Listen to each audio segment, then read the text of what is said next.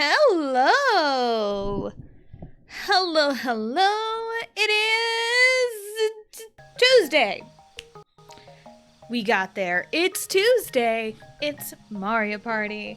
Hello, Antonio. Hello. Welcome in. Hope you're having a good day. Hold on, let me adjust my microphone again.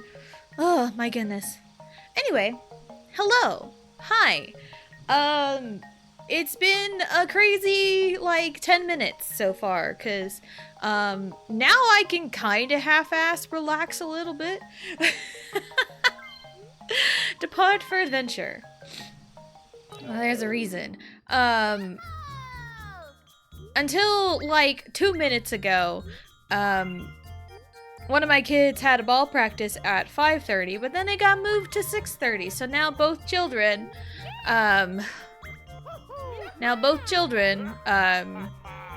have practice at 6:30 today, which makes it so easy on me because they're right in the same area. Alright, DK's Jungle Adventure, even though DK isn't here. It's by design, don't worry about it. Mario Party 1 DK isn't that bad, honestly. I'm gonna be so real. Mario Party 1 DK isn't even that bad. It's 2 and 3 where he's banned. But here we are. So, hello. I also have a little bit, because I've had this computer mouse that I've gotten for Christmas from Blue. Well, she paid for it, I bought it. She gave me money and she was like, hey, buy a mouse. And so I did. And I've had this for a while, but I've never really, needed it just for stream setup. But now it's my trackpad on my laptop is getting so bad. It's getting so bad where it's I kind of need the mouse to just function. So, yeah. That's crazy. So here we are. Ow. I didn't even hit myself. I just hit my watch to the controller. Alright, before I forget, save after every turn. Message too fast. I went too fast, too furious there. Alright, here we go. Hello. It's been since Thursday? Because I didn't stream Friday at all. Life happened. Life's been happening all over the place, man, so... I apologize for just going MIA so often. Life, man, is crazy. And it's gonna start getting crazier, because, ball games start this week, so, streams are gonna be all over the place.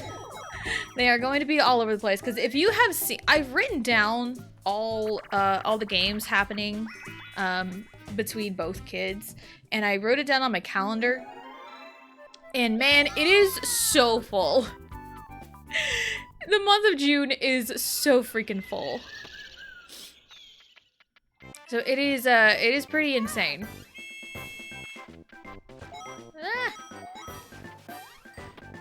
It's trying to speedrun tactic, but this ain't speedrun. I want money. This is my time to get money. Let me have money. You can have that, it's fine. Let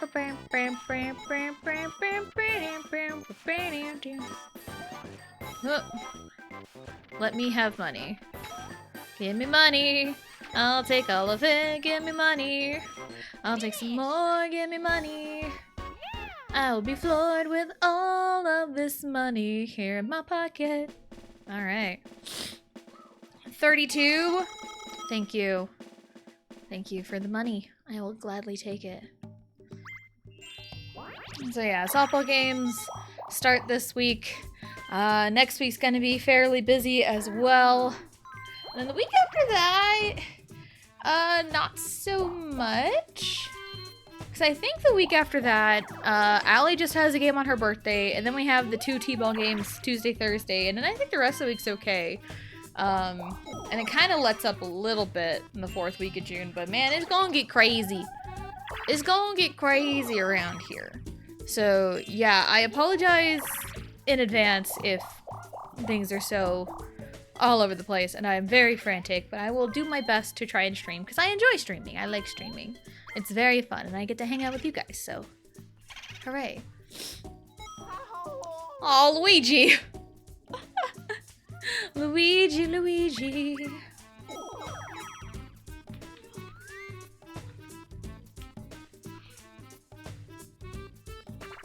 All right, so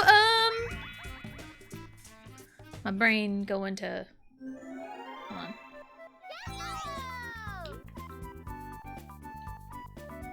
It is not me.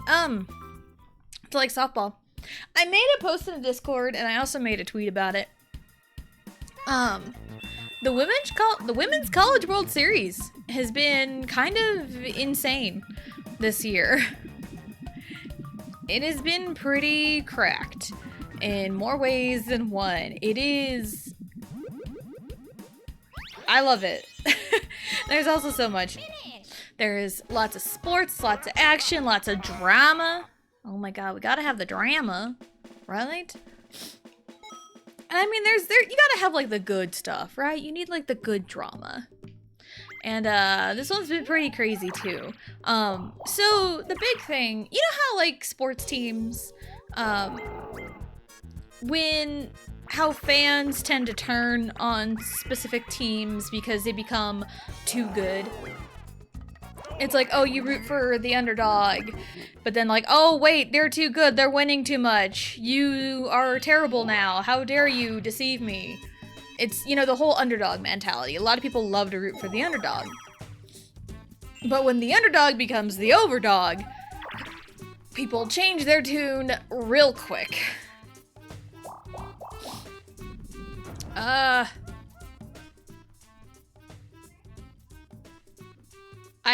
Oh, Mario's already crossed over. Dang it. I'll just go down here for now. But yeah, when the underdog becomes the overdog, some people change their tune.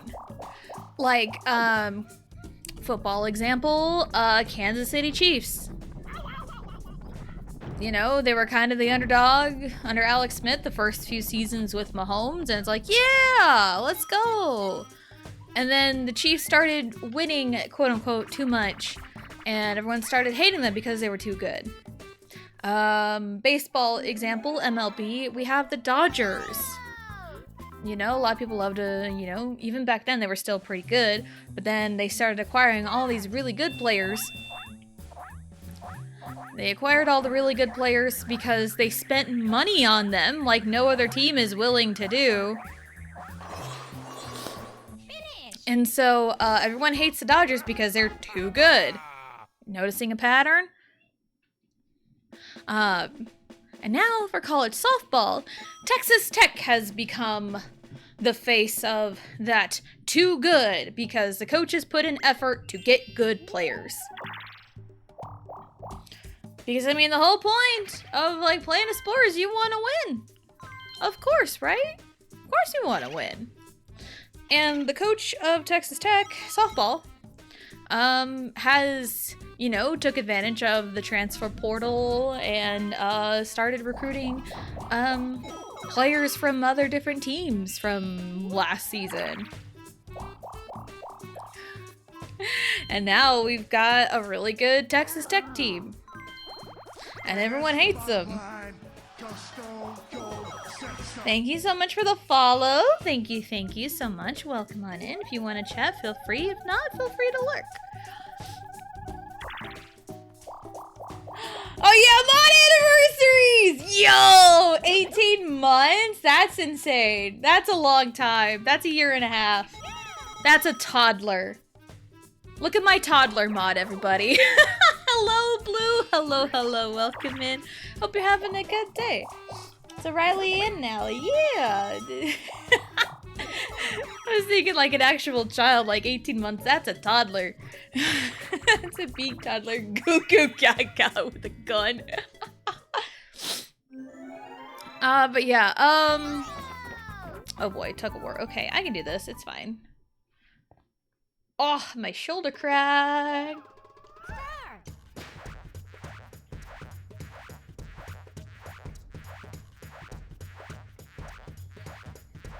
There we go. Okay, anyway, Texas Tech has taken advantage of the transfer portal and got all the really good players to their team from other schools. And life is funny sometimes.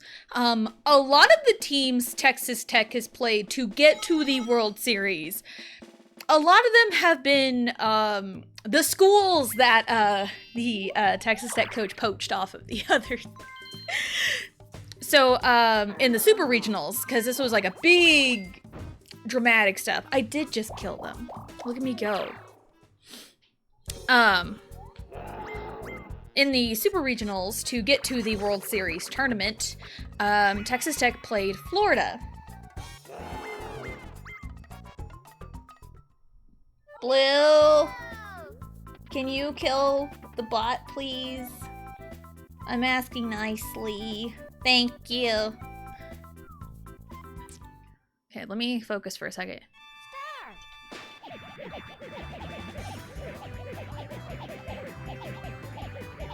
So listen to the music.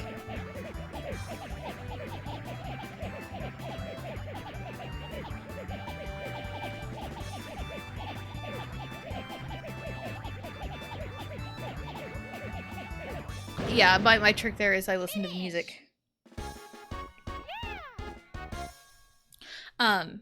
So yeah, in the Super Regionals to get to, you know, the World Series tournament, Texas Tech played Florida. Well, I believe she's their leadoff hitter. Mia Williams is a leadoff hitter. I don't remember what position she plays, but she's a leadoff hitter for Texas Tech. And, excuse me. Excuse me again. So she played for Florida last year, or 2 years ago, or whatever. She used to play for Florida, the Florida Gators. And, but Texas Tech picked her up through the transfer portal. And, they picked her up through the transfer portal, and now she plays for Texas Tech. Well, Texas Tech and Florida played for the last part of Super Regionals to get into the World Series tournament. And there was a lot of drama. It was I think it was a best 2 out of 3. And oh boy. Oh boy, it was a doozy. Because Mia Williams, during that whole, you know, 3-game series, she got hit 5 times. And I believe 3 times by the same pitcher. It's like, you can't tell me that's not on purpose. Because the whole drama surrounding that game was, oh, Florida didn't go out and shake hands with Texas Tech, which is really poor sportsmanship. You know, which I don't care if I, lose to a team that, gets to go on and I'm eliminated, whatever. You still go out and shake their hands and tell them good game. That's just the good sportsmanship. That's just etiquette. Florida didn't do that.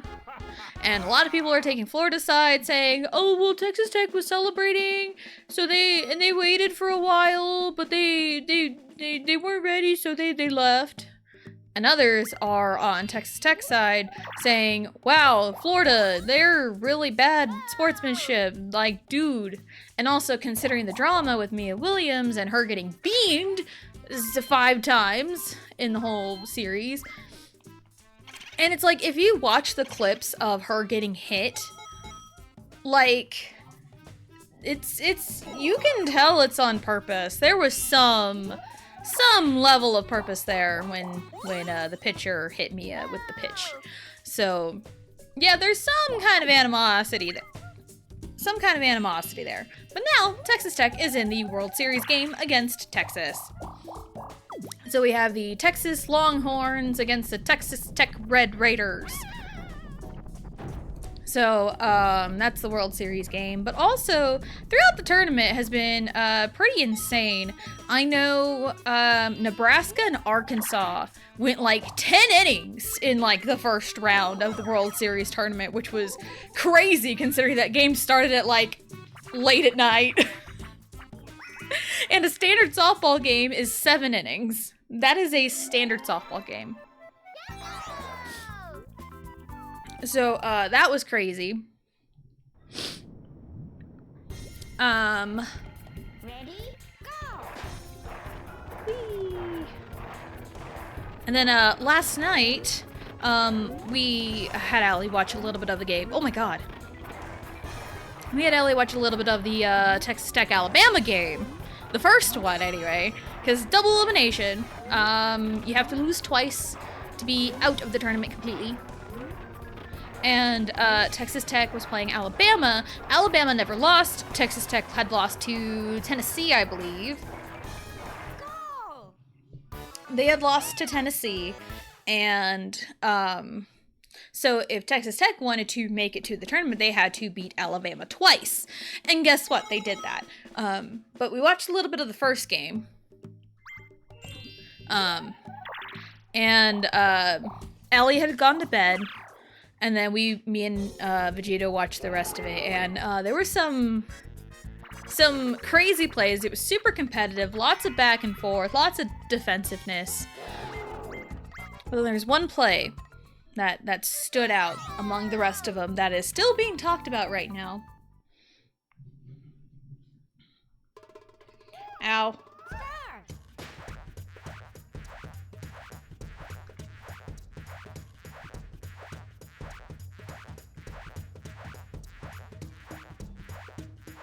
Oh, I'm losing this, yeah. Dang it. But yeah, there's one play. One single play that is talked about more than the others. And that is... I don't remember her last name. Her name is Audrey. She plays left field for Alabama. And there was a bomb that was hit to left field. And Audrey goes to the wall, haphazardly reaches up, and the ball goes over the wall, making it a 2-run home run for Texas Tech. And so they are up 4-2 at that point. And I know Alabama answers back and everything and all that, but that's one play where all Audrey had to do was jump. And not even like a full force jump. She had to do like a little bunny hop because Audrey apparently is 6 foot tall. She is 6 foot tall and barely stuck her hand out to attempt, quote unquote, to catch that home run ball. She could have robbed that home run easily. But she chose not to because she thought, she probably thought, like, I'm not her. I don't know what she's thinking.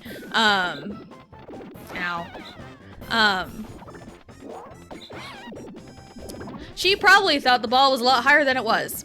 And so she thought she didn't have to try. She's like, I can make it look like I tried. But all she had to do was just jump. Because both of her feet were still on the ground. Both of her feet were still on the ground when she reached up for it. Like, look up Alabama Texas Tech softball, and I guarantee you one of the clips you'll see is of that home run. And there was a TikTok, I was scrolling on TikTok while I was cooking lunch, and it was this gal that, played sports in college and played softball, volleyball, whatever. And the way she was talking and how she explained that play and, like their coaches always said, always give 100% effort. Always give 100% effort. And it's like, you may look stupid, may look ridiculous, but 100% effort. That's what matters. And a lot of what she said is like, I'm gonna let Allie listen to this. And I showed her the play, and I showed her what the gal said on TikTok, and Allie, got the message pretty clear. It's like, yeah, effort.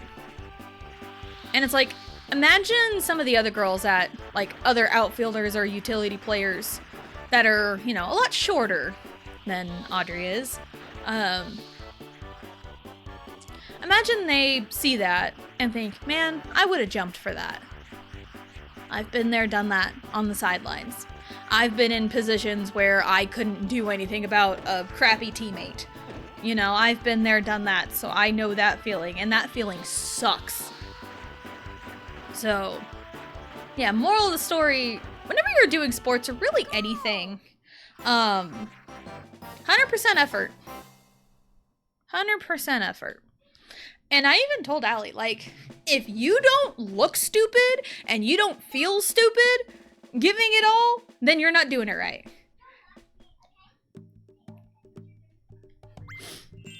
So there's your PSA for today. Hello, Del Tora. Hello, welcome in. Hope you're having a good day. And yeah, I see that. Jenny looked away for 1 second, as per usual. Had the audacity to open Spotify to try to pick a song to listen to. I know, crazy. I was on Spotify earlier. Because on a whim, I just wanted to listen to the title track. That's all I wanted to listen to, but then, I had gone to the album and it just kept playing. I was listening to aespa's new album. I just wanted to listen to Lemonade because I heard a clip of it on Twitter and it sounded really cool. It was like they went back to the sound of Whiplash. I'm like, yo, okay, I liked Whiplash. And it was really good. I really liked it. So, and then, Spotify just kind of autoplayed the album. I'm like, okay, cool. And so I'm like halfway through listening to the album. Yes, Riley? Hit right there. Oh, you're okay. It's just a scratch. Brush it off. You're okay. Well, I can't get you one right now. It's not bleeding that much. It's like a little bleeding. It's not a little bleeding. You're fine. That kid. Okay.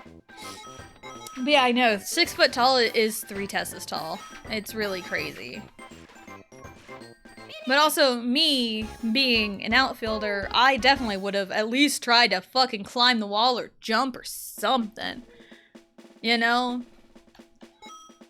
Because the old saying is, hard work beats talent when talent won't work hard. And when you rely solely on your height and don't put in any effort at anything, it's like, what are you doing? You have all that height and you're not doing anything with it. Like, really?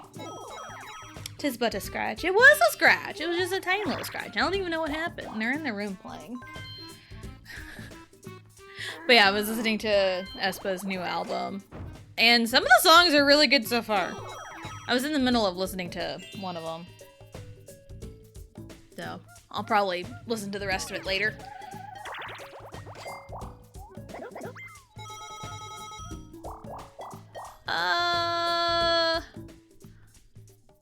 No one can get over there.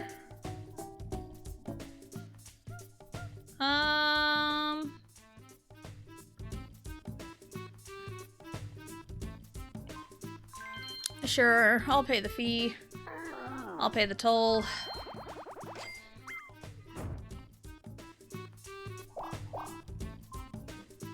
Danger zone, sure.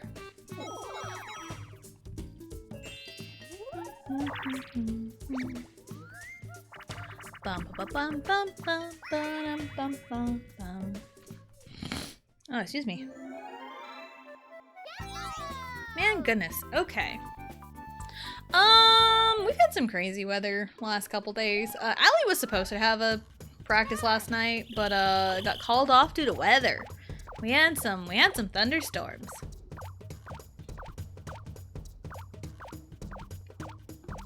And got to the store like at 6 p.m. Somewhere around 6 p.m. went to the store and got stuff to cook supper. And like everyone else in town had the same ideas to go to the grocery store before the storm really hit. And I beat the storm by about like 5 minutes.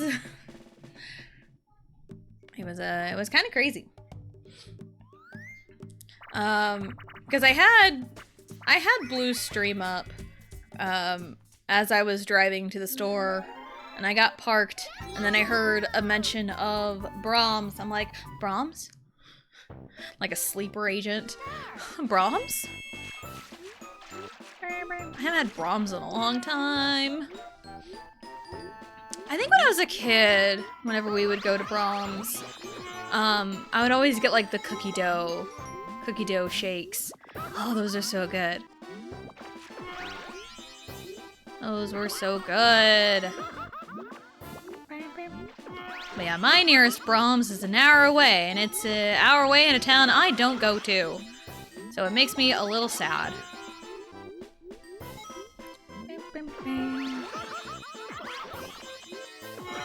Ah!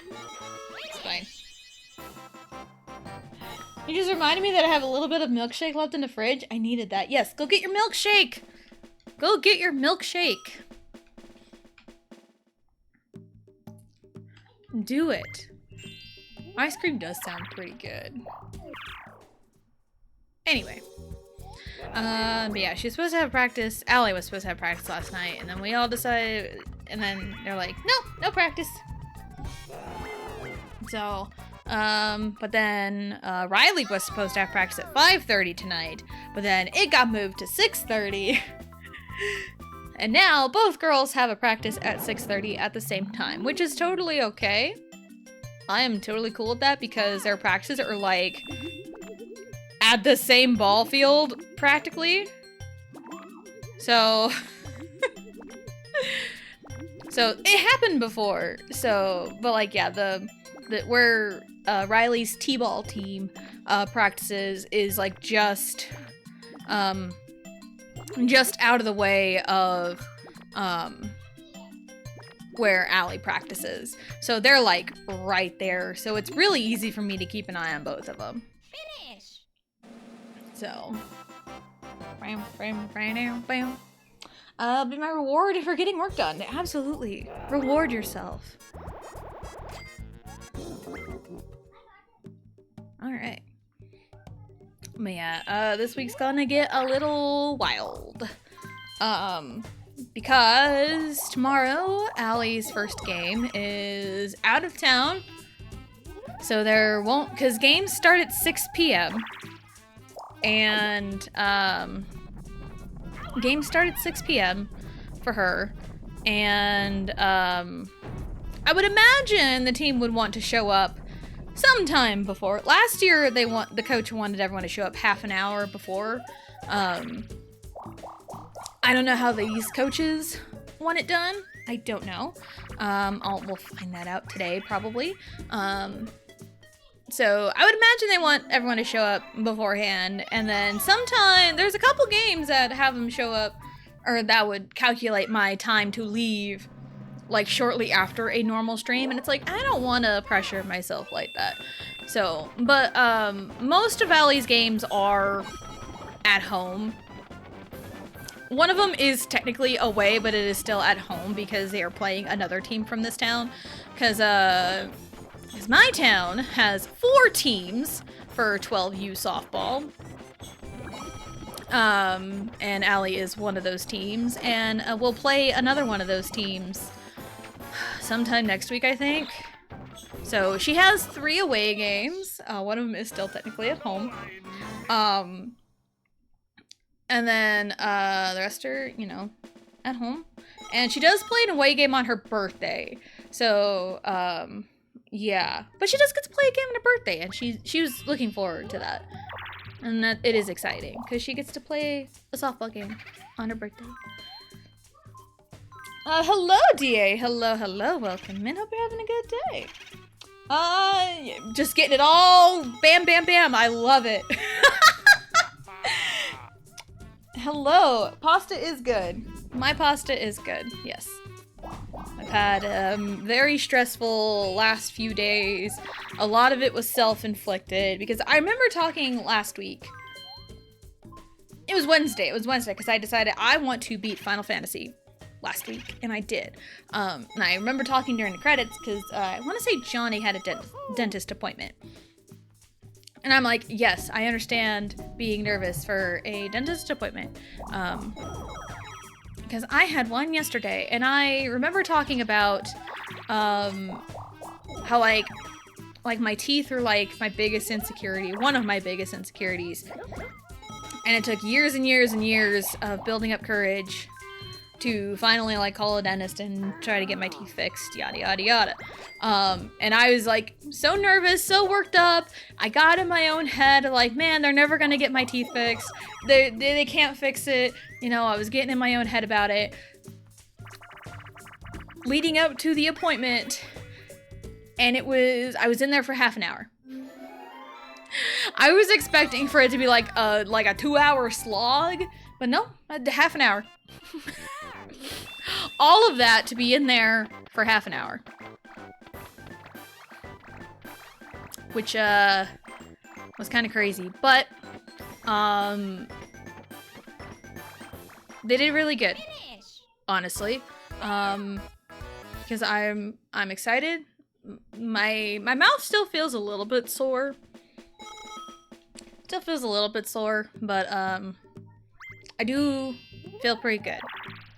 It's gonna be really weird to get used to it because, okay. You guys want real talk? You guys want the real talk of Tessa Jane lore right now? I think I remember talking a little bit about it during the credits of Final Fantasy. About, like, you know, my teeth being my biggest insecurity. I probably had really bad dentists and bad experiences in the past. And, like, looking back on everything and how my experience here went, I was probably stuck with a really bad dentist. And it left me low-key traumatized.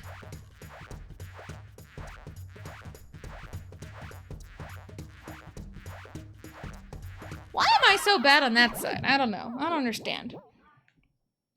Teeth. Well,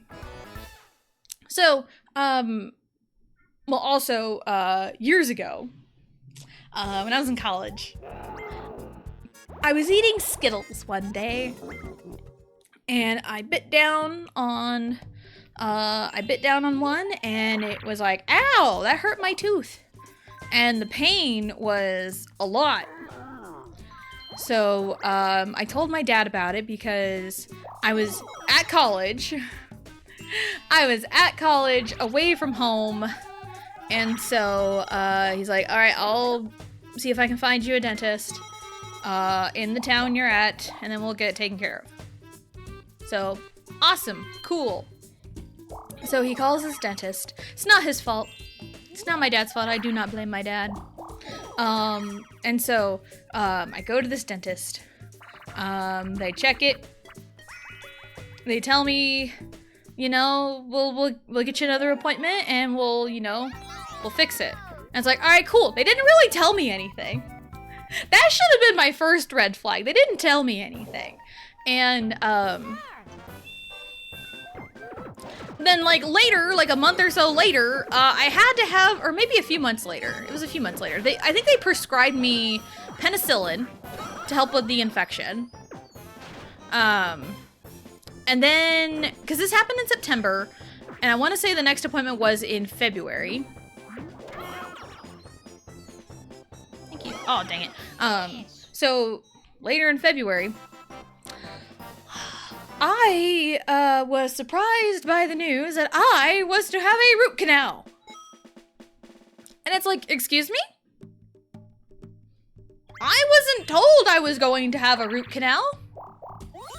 I wasn't told anything. So again, that should have been another red flag.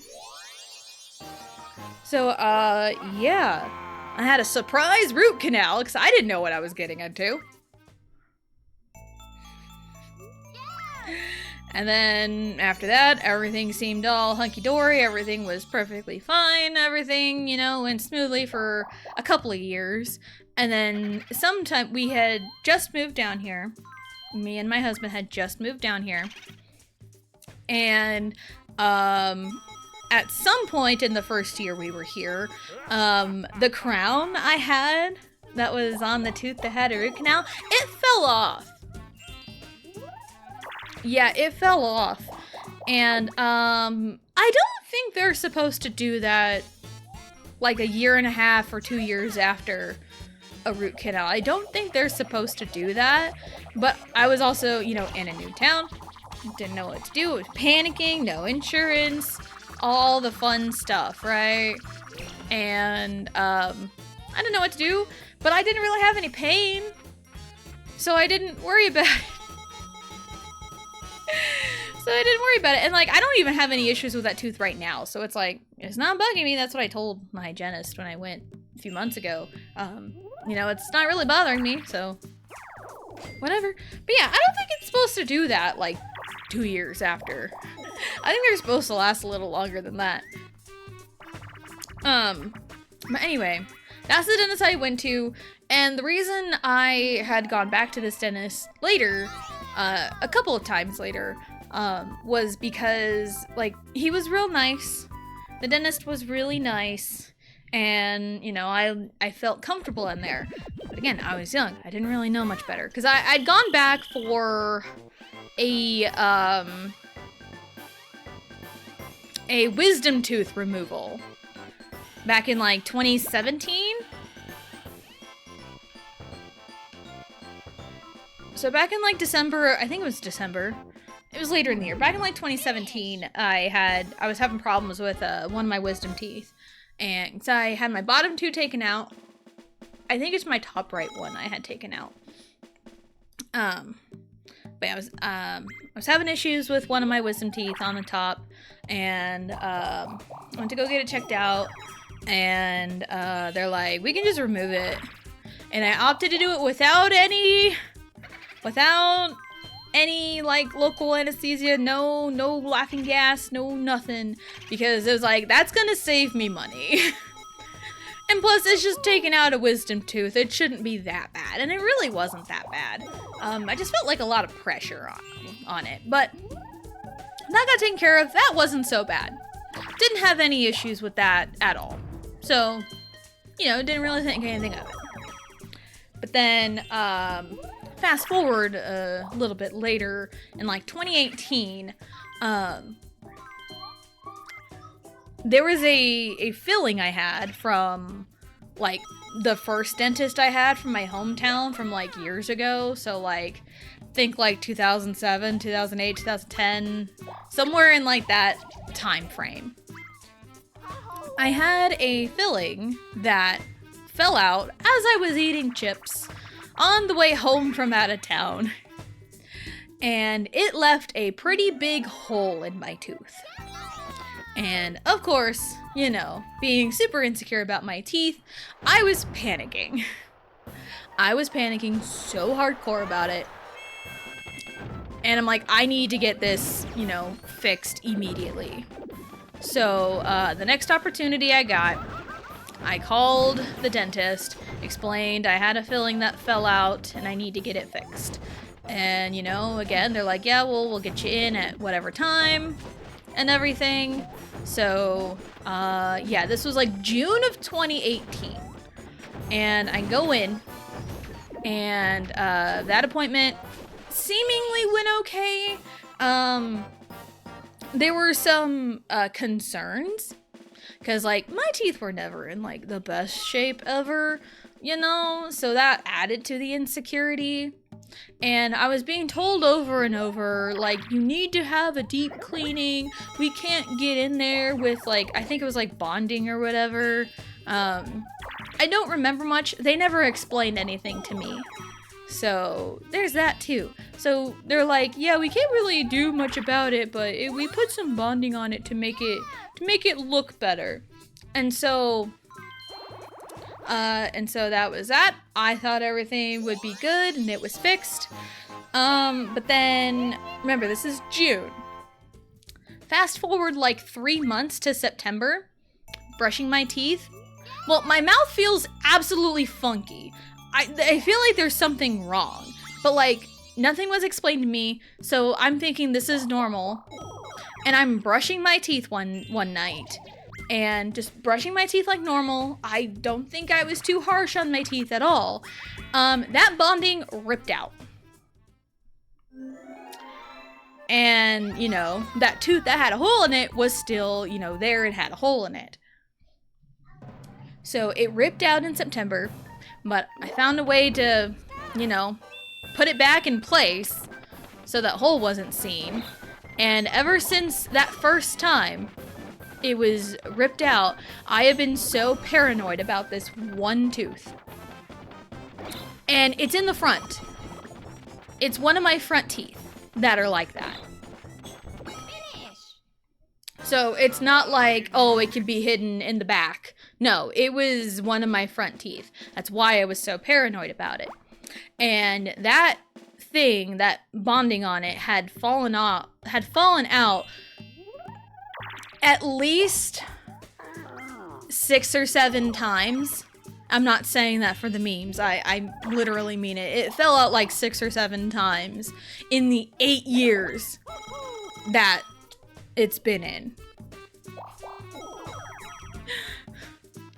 And it had been controlling my life, honestly, for years and years and years. And that's kind of one of the reasons why it's like, okay. And I was having some other issues with my teeth too. So in my mind, I'm like, okay, enough is enough. I need to get this figured out. And hopefully we can get it figured out without dental insurance. And luckily, I had heard good things about one of the dentists in town. And so it's like, okay, I will try my luck here because I've heard good things about it. So I called and, asked questions, trying to figure out what's what, and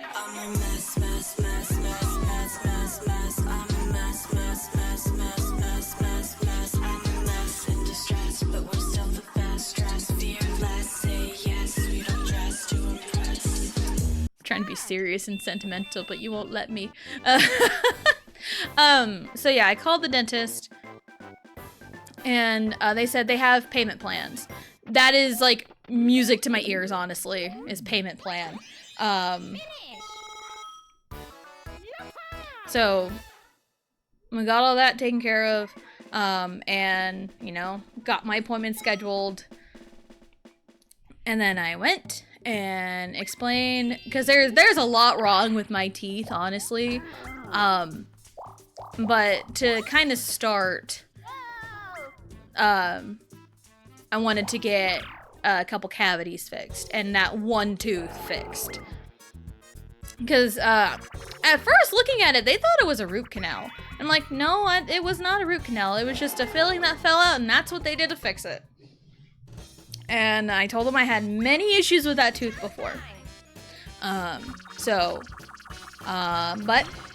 they took a look at everything. And they're like, we can do this. So, I got 2 fillings, and that was the appointment yesterday. Riley, go. So, I got the appointment for the 2 fillings that were on my front teeth.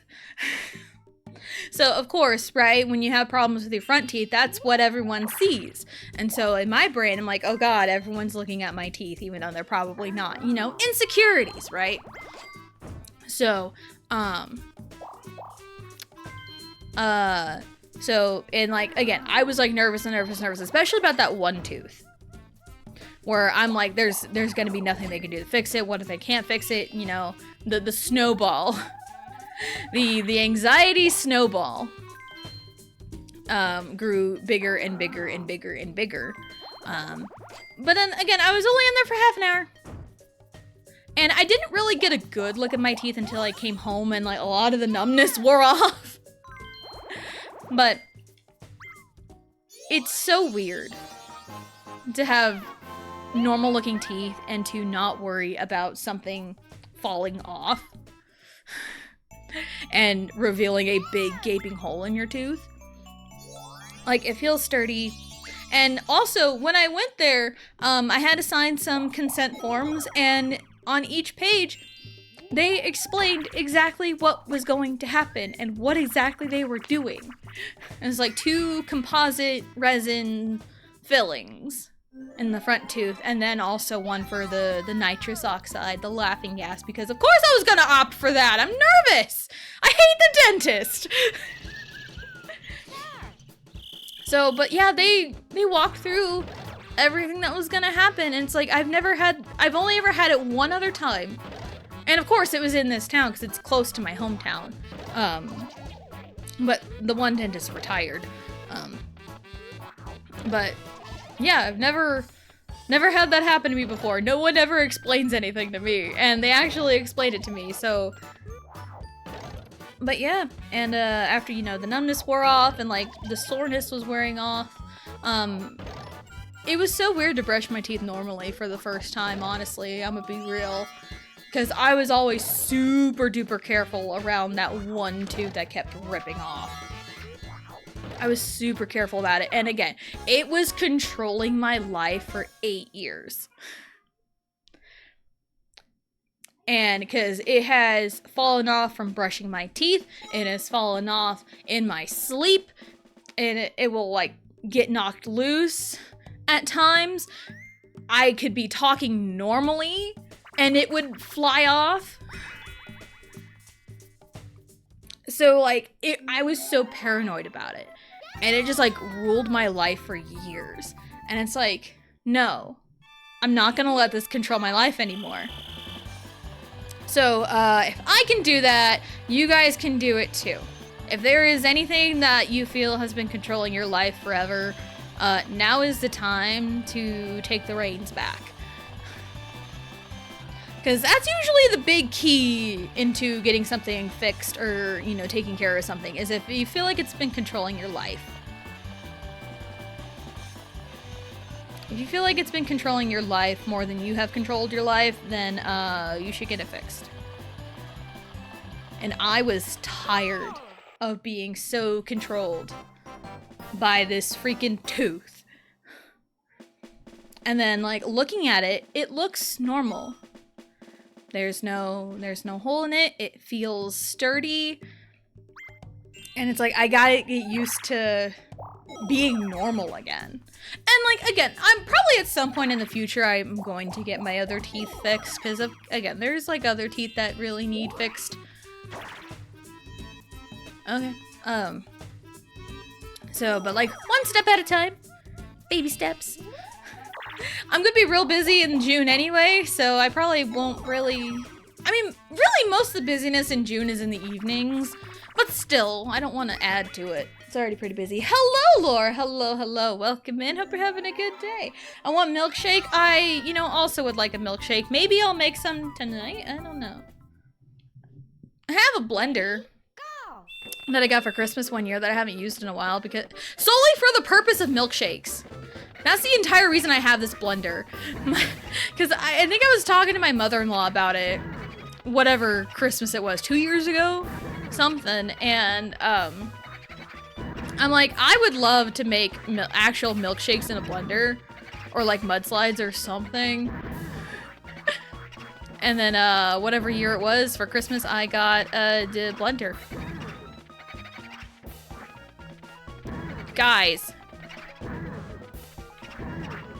Why are you making me do all the heavy lifting? Like, broskies, what are we doing? What are we doing? The boys in my yard. I have a coffee machine exclusively for hot chocolate. I have a teapot. Not necessarily exclusively for hot chocolate. It has been used for ramen. But that's the reason I got the teapot in the first place, was to make hot chocolate. I am very traditional and old-fashioned when it comes to hot chocolate.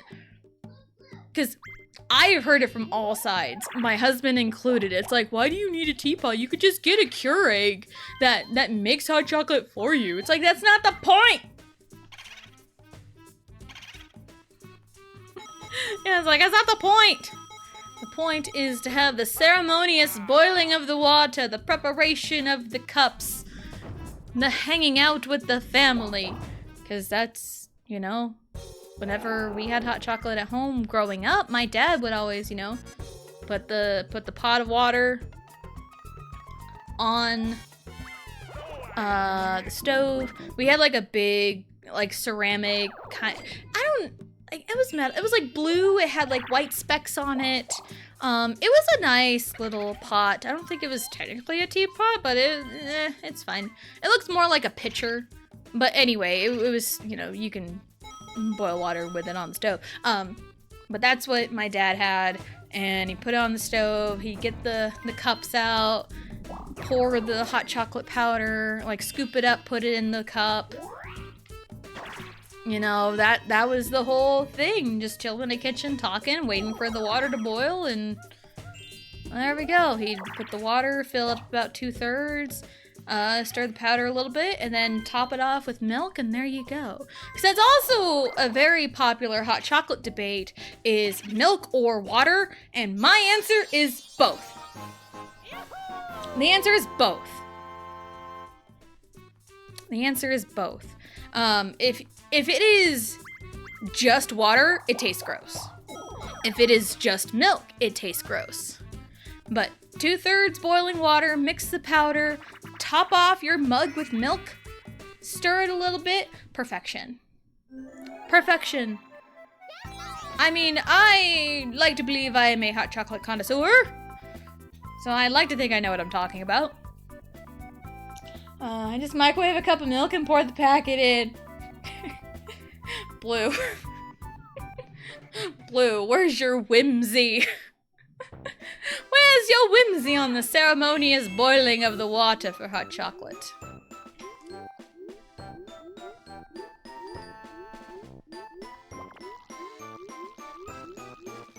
Whee!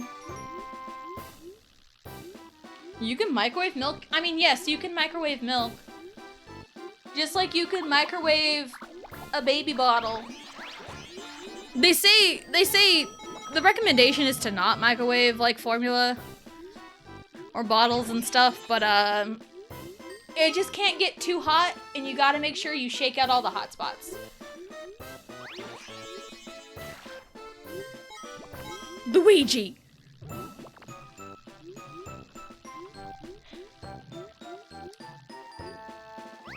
There's one! Oh my god, Luigi, what are we doing?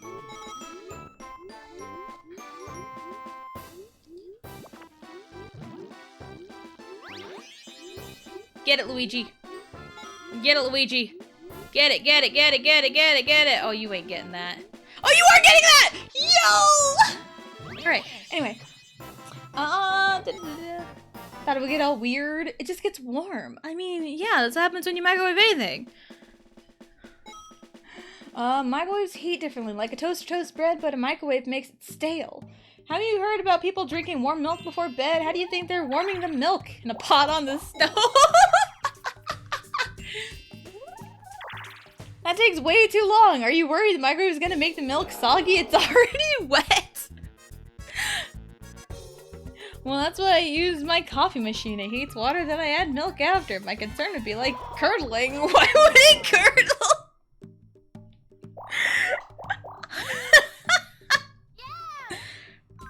Well, I'm guessing I'm learning a lot about my friends. And the fact that we all we all make hot chocolate a little bit different. And that's okay. That is perfectly okay that we all make hot chocolate different. This is base me hard the whole time. It really is. Oh my god. It really is. That's so funny.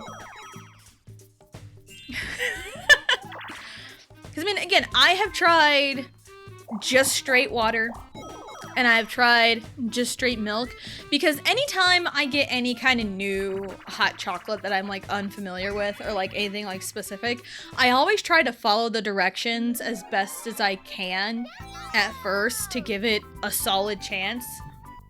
But then, like, if following the directions does not work at all, then it's like, okay, I need to do my magic. My magic.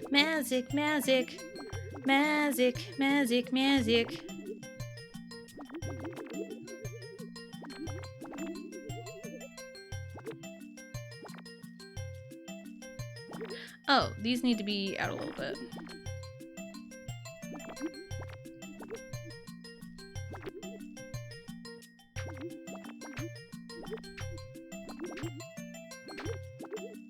I think that was out a little too far. Maybe not. It's fine.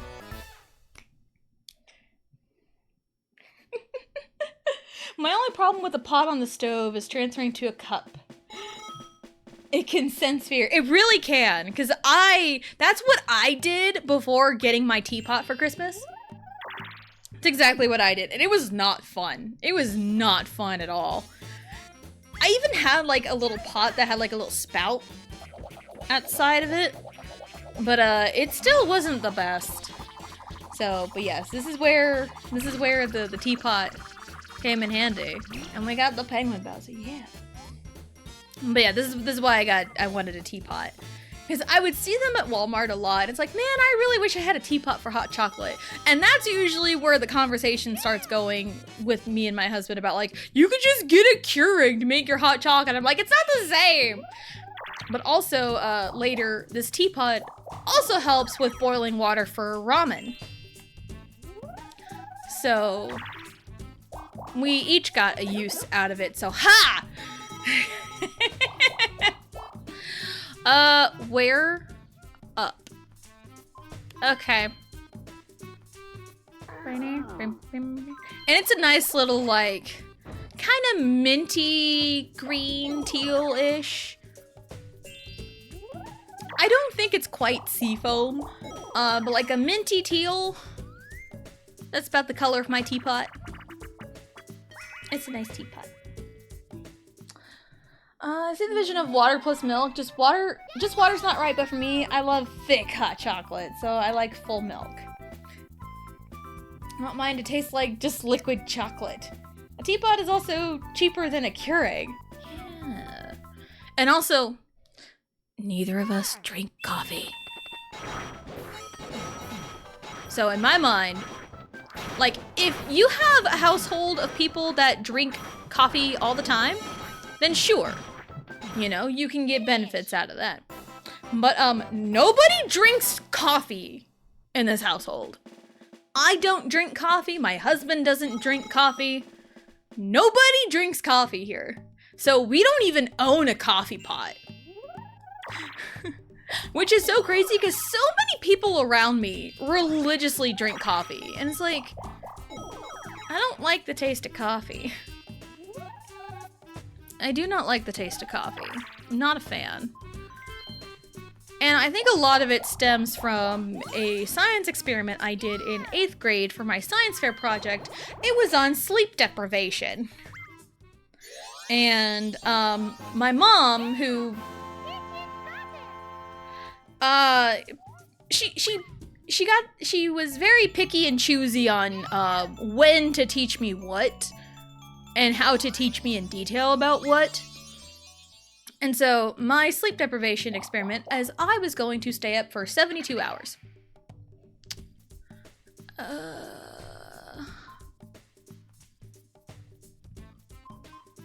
I'm gonna steal money from Luigi. So yeah, my experiment, because I had someone volunteer to stay up for 24 hours, kind of write down their experiences and everything. And then my mom volunteered to stay up 48 hours and kind of wrote down their experiences and everything. And then I volunteered myself to stay up 72 hours. So 3 whole days without sleep. And my mom was like, yeah, you can just help yourself to the coffee pot. You've seen us make coffee before. There you go. That was it. And I was like 13. I was 13 years old. And I had a coffee pot left to my own devices. And anytime I even tried to make coffee, it just did not turn out very good. And it was gross to me. So I never touched coffee. The closest time I ever really got to coffee again was I had was it a Frappuccino? It was something at Starbucks because my ex-sister-in-law bought me Starbucks when she took me to the doctor when I broke my wrist in 2017. So, because we went to Target, and this was a Target that had a Starbucks in it. And because she would always get Starbucks a lot, and she's like, I can get you something, and it's like, no, but I think it was like a limited time, like s'mores Frappuccino or something like that, and it was good, but I do not go out of my way for coffee. Like, I'm sure I would find something I like, but I will not gravitate towards coffee on my own. So, there you go. There's some, we've got some big Tessa Jane lore dumps. So, I'm not a coffee expert on anything, so I wouldn't know. I think it was like s'mores flavored. That's what I remembered. It was like a limited time thing. So, I like rich, but not too rich. But I couldn't bring a teapot to school. Riley, stop.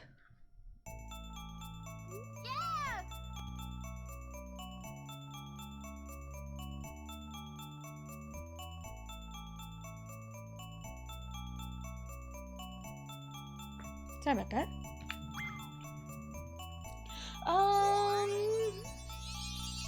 Keurig. Couldn't bring a teapot to school. The Keurig was a high school graduation gift. Gotcha. Coffee is gross and bitter. And when my mom drank coffee, it was like 10% coffee and 90% creamer and sugar. That was how my mom drank coffee, and she was like a zombie in the morning without her coffee. Like, she had to have been like a cup and a half, you know, through coffee before she could be somewhat coherent. And my dad drank coffee black, because that seems like a man thing.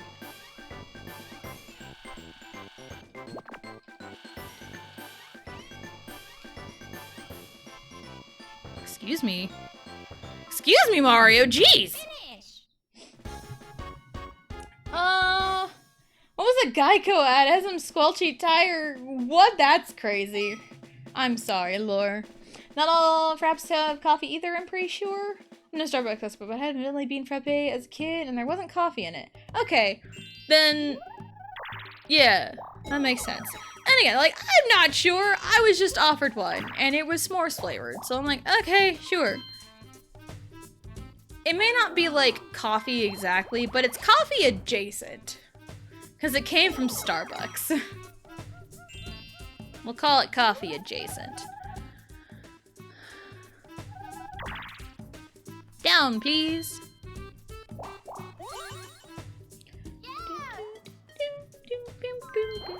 Zombie in the morning without coffee, but with coffee is 3 drops of caffeine and the rest is cream.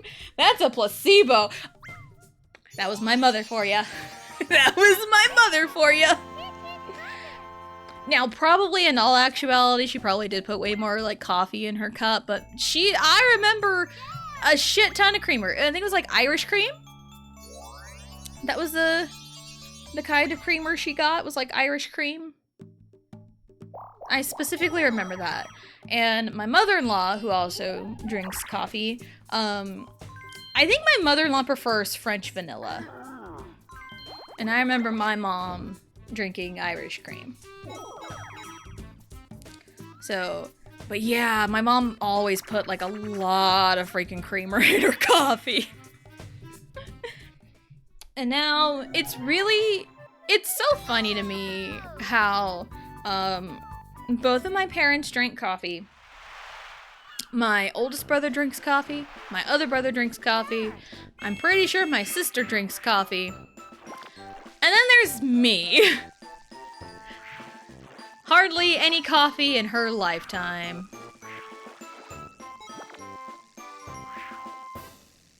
Dang it, Luigi! I could have had that.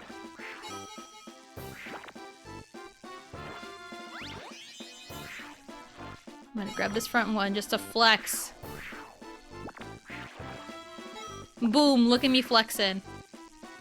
Look at me flexing. Most people don't go for the middle ones. I'm gonna go for the middle one and get it. Ooh, look at me flexing. I know how to do this. Look at me fucking flex. Ooh, I did it again. Ooh, look at me. I'm so good at Mario Party. Oh, I missed. It's fine. It's okay. Yeah, look at me just fucking flex on everyone. Bam! I've tried coffees that people have said don't taste like coffee at all, and it was still too bitter. Yeah. I am also not the biggest fan of bitter. That's not the flavor profile I would normally gravitate towards, so you can probably take a wild shot in the dark. It's a big fucking bullseye, so it'd be hard to miss, but you could probably take a shot in the dark and say, I don't like dark chocolate. And it's like, dark chocolate on its own, I wouldn't like. But if it was like mixed in with stuff, like the midnight flavor Milky Way, if you give me like the bite-sized one, it's not so bad. But like any other like dark chocolate by itself, not a fan.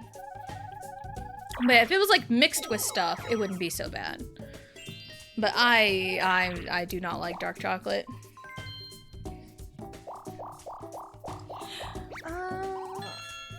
Including the Disney sickeningly sweet, probably like 90% sugar. Bitter is an acquired taste. Some people just never acquired it. That's a good way to put it. Because, yeah, there's a lot of things that are an acquired taste that, you know, are an acquired taste. Because, of course. Like, as far as I know, like, the flavor of coconut, people either love it or hate it. I say that as I am indifferent to it. But, like, people that don't like coconut will tell you they don't like coconut. There's some other, like, flavors and stuff that are very divisive. Like, pineapple on pizza is a big divisive one, too. But that's a whole different topic in and of itself. I love black coffee, dark chocolate, most wines. Yeah, there was a red wine that we got for Christmas one year. It's from some kind of college, or like the bottle is labeled with like whatever college in Kansas. There's many colleges in Kansas, but and we tried it one day and it was like super duper bitter. I'm like, oh dear God, I don't like this. I do not like this. So that's probably why I probably prefer most like white wines. And something that has a little bit more of a sweeter flavor. So, yeah, I'm a child. I like sweets. I like sweets. I guess I am, I think. It's a taste of less... it's weird because I don't consider myself a bitter enjoyer, but I guess I am. I think it's the taste of less guilt. Bitter is not just sugar, and not sugar equals less guilt. So it tastes like good decisions. I mean, I understand the logic completely. And for me, you know, I never really had like a bad relationship with food. I have had times where I was trending towards bad relationship with food. Again, thanks, Mom.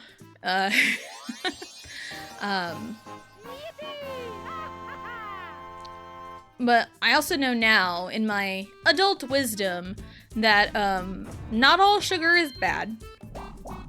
And you can honestly eat whatever you want. You just gotta know the consequences of what you eat. Because, like, yeah, you can eat whatever you want, and some lactose intolerant people will be like, yeah, let's eat cheese! But granted, most lactose intolerant people eat cheese anyway because they know the repercussions. They are well aware of the repercussions, but they don't care. That's the thing. But also, you know, just conversations I have had with my husband about just general life things. And one of them was like losing weight. And like, there is one definitive way to lose weight, and that is calorie deficit. You know, just eat less calories. That's it. But again, there's like other things that would, you know, affect your weight and everything. Like if you start working out just to lose weight, you may find yourself in like a net gain or a net loss or something. or like you just like break even, because if you're working out, you're building muscle, and muscle weighs more than fat. So I've seen sometimes people go to the gym just to lose weight and don't see the number move down on the scale. But in reality, they're building muscle. So, but also I think a lot of like those weight loss victories, or like the weight loss progress is in a lot of the non-scale victories.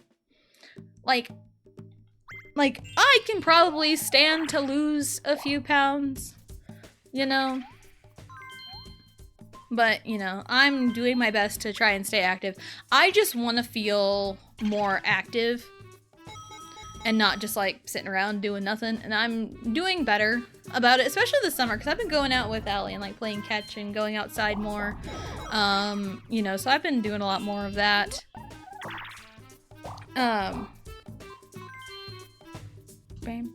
Like here, like in the last like 5 years of my life, I have stopped caring about the weight on the scale. I say in the last 5 years because on a big technicality, I don't necessarily count it because I was also sick and recovering from the hospital. The heaviest I've ever weighed is probably somewhere in like the 180s, but a lot of it was fluid because my kidney shut down after having Riley.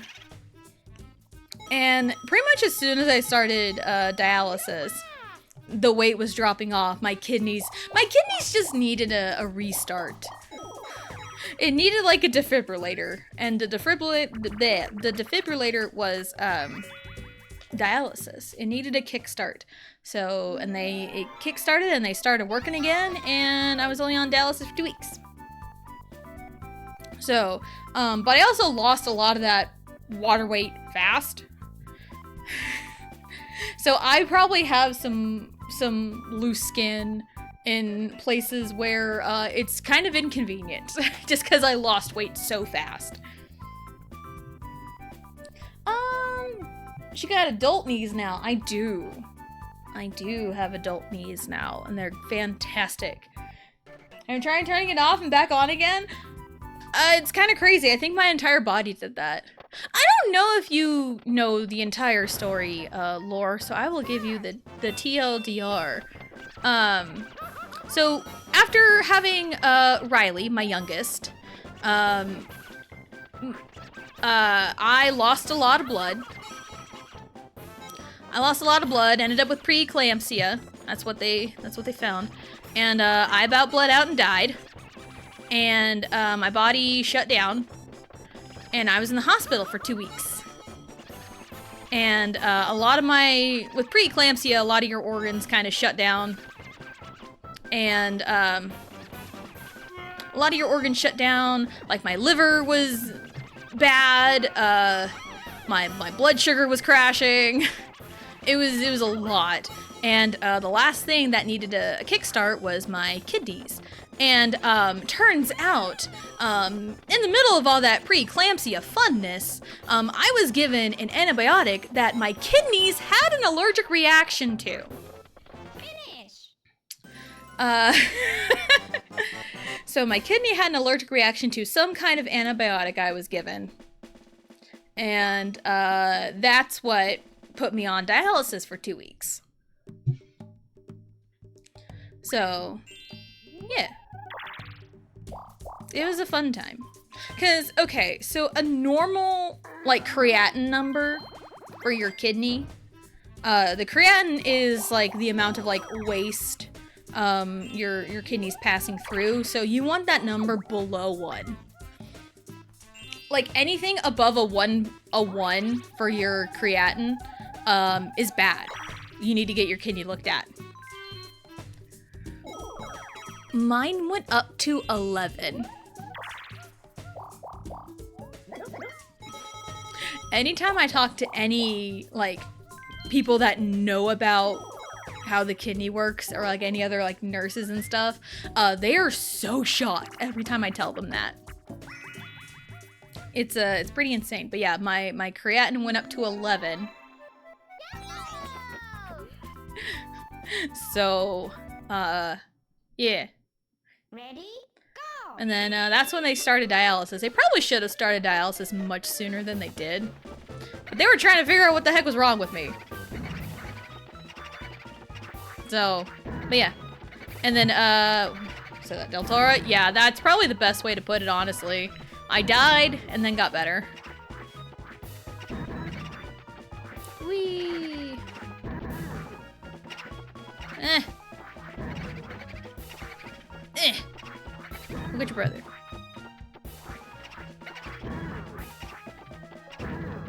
I got you. Don't worry. I got you covered.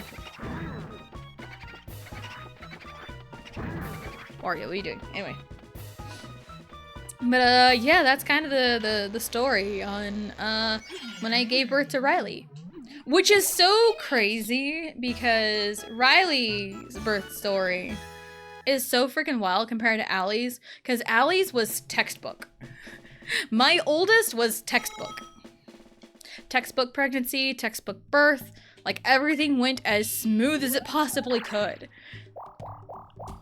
And then Riley was like, hey, I feel like killing you. But no, she did not kill me. She did not kill me! Fortunately. So, yep, and they say it's always the second child. The second child is the wild one, and right out the gate, Riley tried to kill me. Yet. Yep. Yet.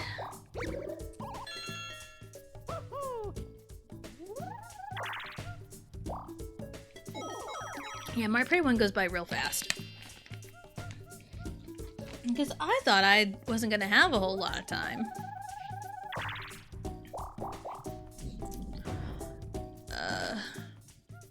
Oh! It's right here. Okay. Yes, please. So yeah. And I did see our question of the day, but we were talking about like other things. The question of the day is, if you had a walk-up song, what would it be? Because Allie's team, their coaches want the kids to have walk-up songs. And so we were trying to figure out what a walk-up song is. And she decided on Walking on Water by Stray Kids. That's her walk-up song. Mine, I don't know. Ta, maybe? I don't know. There's a lot of songs that I can pick for my walk-up song. Hello, Johnny! Hello, hello. Welcome in. Hope you're having a good day. I feel like almost dying is ill-advised, so it's a good thing you got better. I think so too. I agree with that 100%. I agree with that 100%. I strongly advise not dying. Or not almost dying. Dude, Fire and Flames? Yo, that's a sick walk-up song. And a lot of people are putting in their kids as walk-up songs in the softball group chat. And there's some classic bangers in there. Some classics. And there's like 3 in a row that wanted something from Fetty Wap. And I'm like, what are the kids listening to nowadays? I had one of those moments. Like, what are these dang kids listening to? I mean, I always felt that because, like, my music tastes were always, ooh, I see it, I see it, I see it, I see it. Out of the way, Mario. Out of my way. He went right by it. That's so funny. That's so funny. Finish! Yeah. White and Nerdy. Oh, I love it. I believe that's like my oldest brother's theme song because he's like, you know, white and nerdy. He pretty much is quintessential white and nerdy. I love that song. It's great.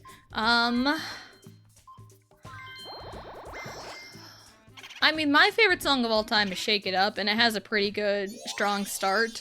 My thing is, like, a walk-up song needs to have a very strong beginning, so that way you know, hey, it's like a wrestling theme. I think my brother used John Cena's theme for a while when he played in college. Oh, excuse me. Yeah, I want to say he used John Cena's theme. But yeah, I would probably use, like, you know, my favorite song, Shake It Up, Ta. Walking on Water has a pretty strong beginning, and Allie agreed on it, so that's what she wants. I feel like Riley's would definitely be Whiplash. Because one, that's her favorite song, and two, that's actually a really good beginning of it. I need to find Boo and actually steal a star, because I passed on it earlier. I need One I Can Strut too, something from my Hot Girl playlist. Yes. And I did mention aespa has a new album out, and the title track's called Lemonade. So, and it has a very similar vibe to Whiplash. So, there is that. Ooh, the watch streak. Let's go, Johnny. Let's go. Supernova. Second it, like a wa oh, eh. Cause a girl, cause you got oh, eh. She can it, cause I done oh, eh. Would you know, this a one oh, eh. Yes. You like Maniac? Yeah. Every time you say this, but my brain does that. Totally fair. And of course, Myth or Power Hour is making me do that on stream a lot. With, Supernova, the all light element, blade combo. I think that's what it is. It's like Photon, something, and Supernova. Isn't it? Or no, Supernova, shit, or is it Fire, Fire, Light? Ow, I don't remember. Gamma Ray, there we go, thank you. I was like, it's something. Supernova. Nuclear Blast, gotcha. Like, I vaguely remember, I have a picture saved to my phone of all of the blade combos. So that's how I kind of know them off bat. I want to say fire, water, dark, and light are the only elements that combo into each other. Like, you can have 3 fires, 3 lights, 3 darks, and 3 waters. That's it. Any other one is, it has to be like 2 in the front, 1 or 3, or 2 and 3. So, yeah. Yeah, I think I remember when I played through the TTYD remake the first time, I kept referencing Supernova because the star power that you get, or the special move you get from the final, appropriately named Crystal Star in TTYD, the move you get is Supernova. Man! So I think I kept singing it. And I think that was around the time I first listened to the song too. Supernova. Nova. Can't stop. Hyper. Stellar. Watch on. Cougar. Cha-cha. Bring the light of a dying star. Bulodene uchuna papa. Supernova.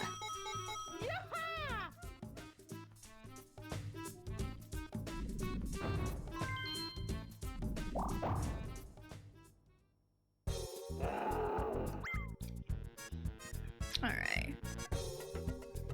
But yeah, aespa has a new album out. It's called Lemonade. Yeah, and I was listening to it earlier. And it's pretty good. It has, this, again, the same vibe as Whiplash. That's kind of what made me... Because the last few aespa title tracks, I wasn't really the biggest fan of. Dirty Work was okay. And that was after Whiplash, I think. And then I don't know anything about Rich Man. So, but Lemonade, they kind of brought back that, the sounds from, like, Whiplash. Nuclear Blast hype.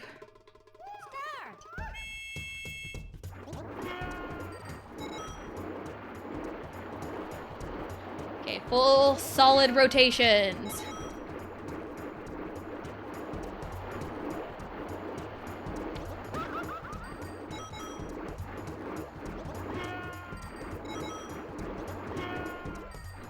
Nope. We're gonna go all the way. There we go. Solid rotations. Oh my god. My arm is burning. No! I got hit. It's fine. I don't care.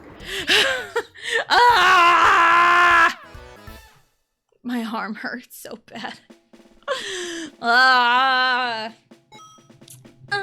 I'm pushing to the limit and everybody's feeling the sound of the night. I don't wanna stop. We pushing to the limit. Together we will crash the morning light. That's a good one too. Ratatata. I think it's Ratatata by Electric Callboy and Baby Metal. Oh, I'm exhausted from that, man. Whew. But we're gonna Ratatouille. We're gonna take our break. We're going to get up, stretch, go to the bathroom, grab a snack, do whatever it is you need to do, and we'll be right back.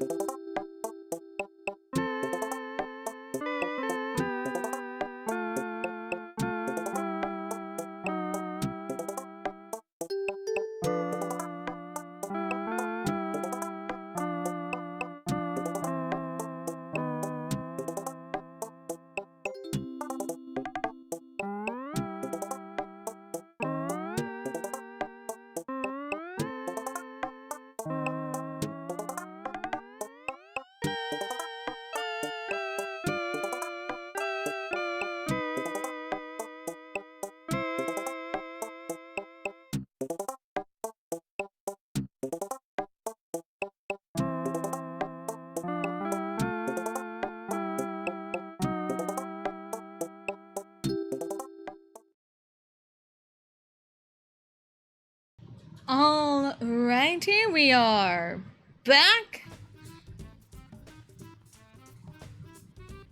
I said we are back. Thank you. Okay. All right, cool. OBS was having a conniption for a second. All right. Gourmet Race? Oh, that's beautiful. Which version of it, though?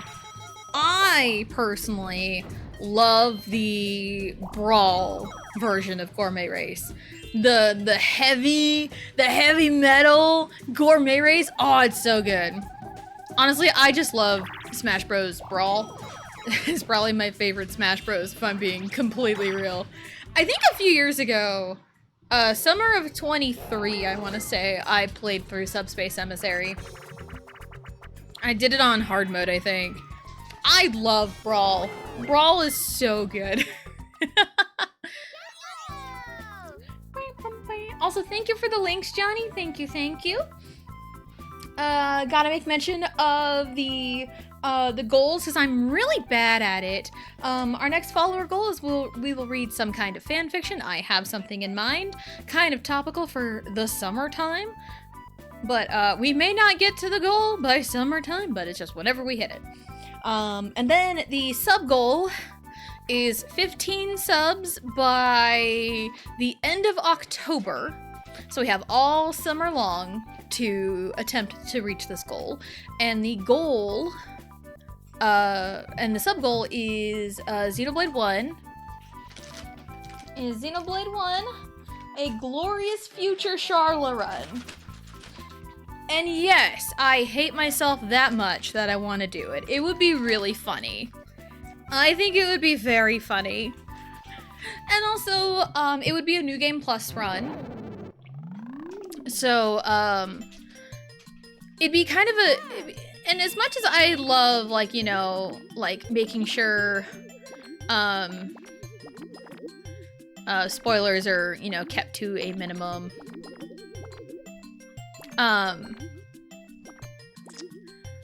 It would be kind of nice just to kind of chat about stuff throughout Xenoblade and kind of talk about the spoilery stuff early on because it's a New Game Plus run. So I think it'd be kind of nice to have. And plus, it'd be really funny to watch me do Glorious Future Charla. Because there is a skill from one of Shulk's hidden branches that maxes out talent gauge after a vision. And if you've played Xenoblade 1, oh boy, it's really, really good on Shulk, of course. It's probably really good on Dunban. But Charla? No. Absolutely not. You do not want her talent gauge max, and I think that's gonna make it really funny. So if you want to see me suffer, if you want to see me suffer in a hilarious manner, sub or gift a sub, and we can hit that goal. And we have till the end of August. I'm making it a hard deadline by the end of August. So, and I'm also kind of thinking maybe sometime either 19th or 26th for community games. I don't know what yet, and I haven't really settled on the date, but I'm thinking one of those 2 days for community games. So, And I'm probably leaning towards definitely Mario Kart World, because that way we can get, you know, people in if people want to come in. I probably also think of some other stuff too. So, and I am also very well aware of the risk of Jackbox opening up to the audience, but I feel like I have some kind of workaround. Maybe, I don't know, but like we'll figure that out. We'll figure it out. But yeah, I do think Glorious Future Charlotte would be very funny. And like, I don't mind playing as Charlotte. I do not mind playing as Charlotte. Charlotte's pretty fun, actually. But the Glorious Future Charlotte, you can get in a groove, and then all of a sudden your talent gauge is max, and you have to cool off, and it's like, no! It'd be really funny. I have refreshed myself on the main versions of Gourmet Race, and my answer is actually the newest version, I think. One being from Air Riders. Oh, yeah, the new the Kirby Air Riders. I don't think I've heard that one yet. But yeah, my top version of Gourmet Race is the Brawl. Smash Brothers Brawl version. So... Wait, did I not? Why did I go that way? Why did I choose to... What? It's fine. Orchestral and whimsical. That's a beautiful way to describe it. I will probably have to take a listen to it at some point. I mean, there are no bad versions of Gourmet Race. I'm gonna be real.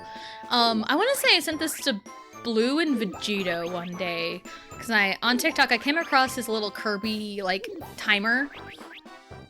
And when you set the time, it plays Gourmet Race for the entire time. And then when it hits 0, it plays a little end-of-level jingle. And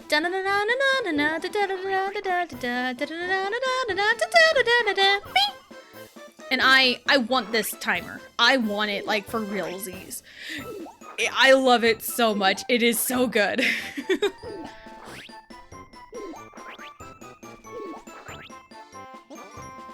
It really is just a great song. You cannot go wrong with it. It is beautiful. It's poetry, really. Kirby just has crazy shit, man. I love Kirby. I haven't played too many Kirby games, but I just love Kirby. Kirby's great. I mean, if I didn't love Kirby, I wouldn't have a whole redemption of Kerbessa. I wouldn't have a Kirby costume change. You know, if I didn't love Kirby, I would have none of it. And that's what everyone has gravitated towards. Boom! Speaking of. Deltora. Yes. Play more of the new ones. I would love to play some of the newer Kirby games. And my thing that stops me is, I have seen them played a lot with friends, with like a group of people, and I don't have any friends to play those games with, and it makes me really sad. Like, Return to Dreamland looks very fun. It was originally on the Wii, and I think it got like a deluxe edition on the Switch, and that'd be really, really fun. I know there's like Star Allies, there's a Kirby in the Forgotten Land too. I've heard that is really, really good. So, and it has a Switch 2 thing, so it'd be really fun.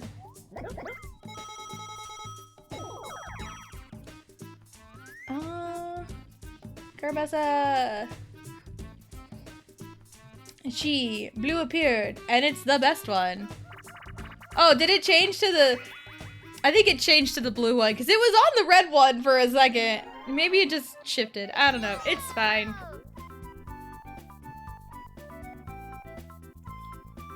I don't think I hit the button. It does that sometimes. Kerbessa! And if you want to change the Kerbessa, even though Blue would hate you forever if you did, you just redeem costume change, and we have 4 other Kirbys. some ideas for other Kirby's, but I have not gotten around to it yet. And also, a lot of my evenings are going to be busy. And plus, Kirby costume changes take very little time. They take very little time. Because I think I whipped out like 3 of them in like a 2-hour evening. Like fully rendered and everything. So, yeah. But I've also tried to find like canon Kirby colors. So I had a game that had like a compilation of old games pre-DS, but that's like 90% full completion. Yeah. I know a few years ago, I spent the entire day playing Kirby Superstar on Switch Online, and I beat the game. It was really fun. I had a lot of fun with it. When in doubt, Beam. So I remember playing it on my own time years ago. I think I was pregnant with Riley at the time. And I had a lot of fun with it, but I never like actually like beat it. So I'm like, maybe I'll just stream it one day. And I did, and it was fun.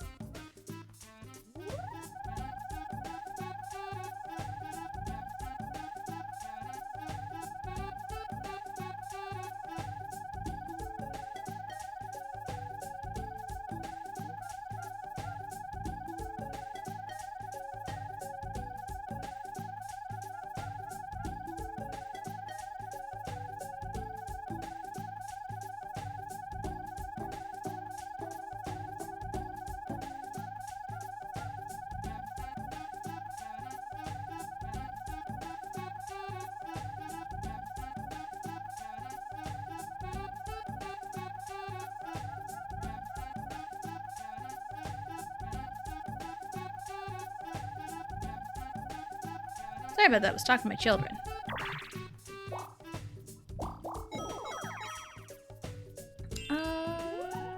Beam has always been the best power change in my mind. Beam is so good.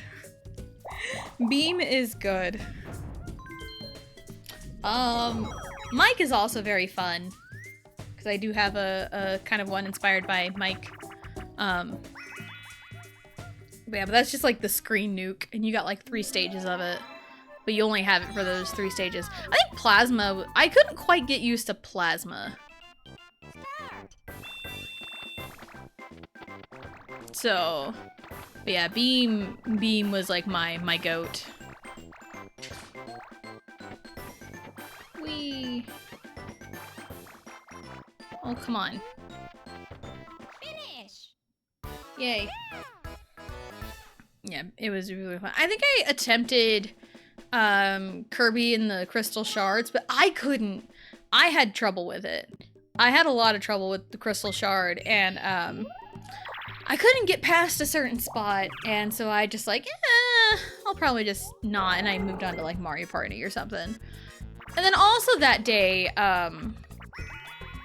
there was some wishy-washy things going on with something, with someone that was in the community for a little bit, and was in another person's community, like a mutual friends community at the time, and there was a lot of like drama. And I was like, damn.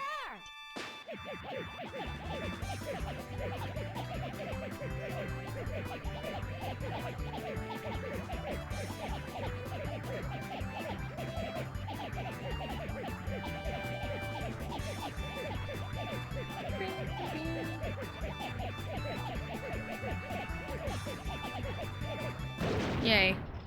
Okay, like the grapple one? That's what it's called? Companion that old game was the beetle guy. Oh, like the suplex? I think it's suplex. Suplex Kirby. That one's so fun. The suplex. You can't suplex a bug. Yeah, Pokemon logic, right? Like, Pokemon is based off of real world logic, did you know? So yeah, well, why do bug and fighting resist each other? Well, can you suplex a bug? Why is flying super effective on fighting? Well, can you suplex a bird? There's your answer. And an easy way to remember what Psychic is week 2 is remember like the 3 common fears. Psychic is week 2 ghost, bug, and dark. Because a lot of people are afraid of ghosts, they're afraid of bugs, and they're afraid of the dark. Or maybe they're also afraid of evil. Because the dark type is the evil type in Japanese.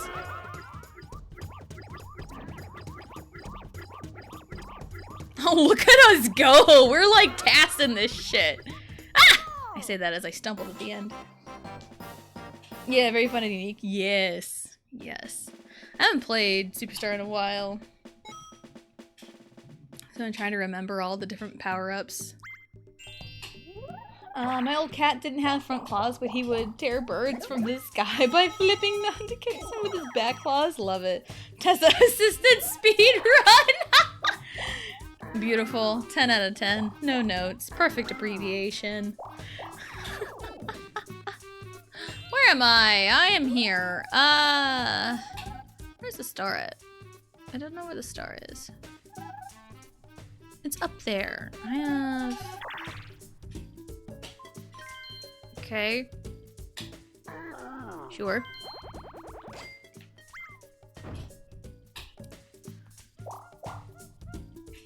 Hold on. 8. 1, 2, 3, 4. Oh, I can get it.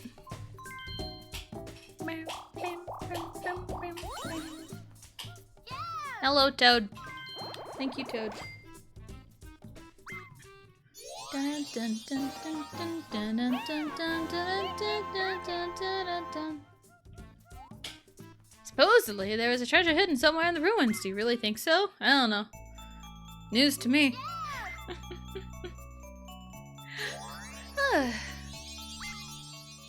Right, there's also like a lot of games. I think I talked about it Thursday a little bit. So Nintendo like shadow dropped DK64 for Switch Online. Excited. It's supposed to come out on Thursday. 6/4, 64, because of course. Which gives me hope for Diddy Kong Racing. I know, priorities, right? Ready, go! Like my exact words in a text conversation I had with my husband, because whatever, like last Wednesday night, he said, so I saw a tweet, and I was like, oh, and he said, DK64, and I'm like, what? Like WT what? And he says, for NSO, and I'm like, what? And at that point, I had already gone to Twitter, and the first thing I saw on my feed was Nintendo shadow dropping, DK64 for Switch Online, and it's like, yo, I was outside, and I'm like, hype, and I immediately said, like, it gives me hope for Diddy Kong Racing, because that is my sleeper pick for Switch Online is Diddy Kong Racing. If we can get Banjo-Kazooie and Tooie, and now DK64, we can get Diddy Kong Racing. We can get Diddy Kong Racing. I would love Diddy Kong Racing. I love it a lot. Like, I will play it on my N64. And it's like, if I had a way to stream off of the N64, I probably would have already played it on stream by now. I love it a lot. And I think about a year ago, I was watching a lot of, like, Diddy Kong Racing speedruns. They are cracked and insane.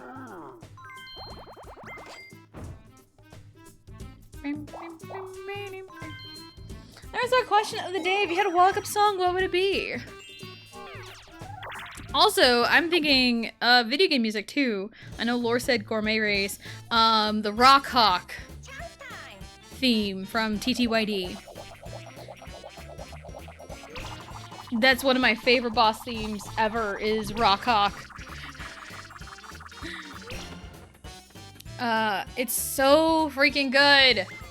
It would make a great walk-up song, honestly.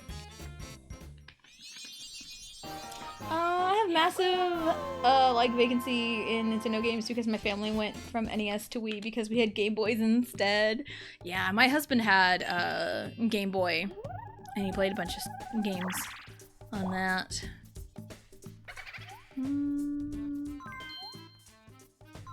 Straight from Waria, I guess.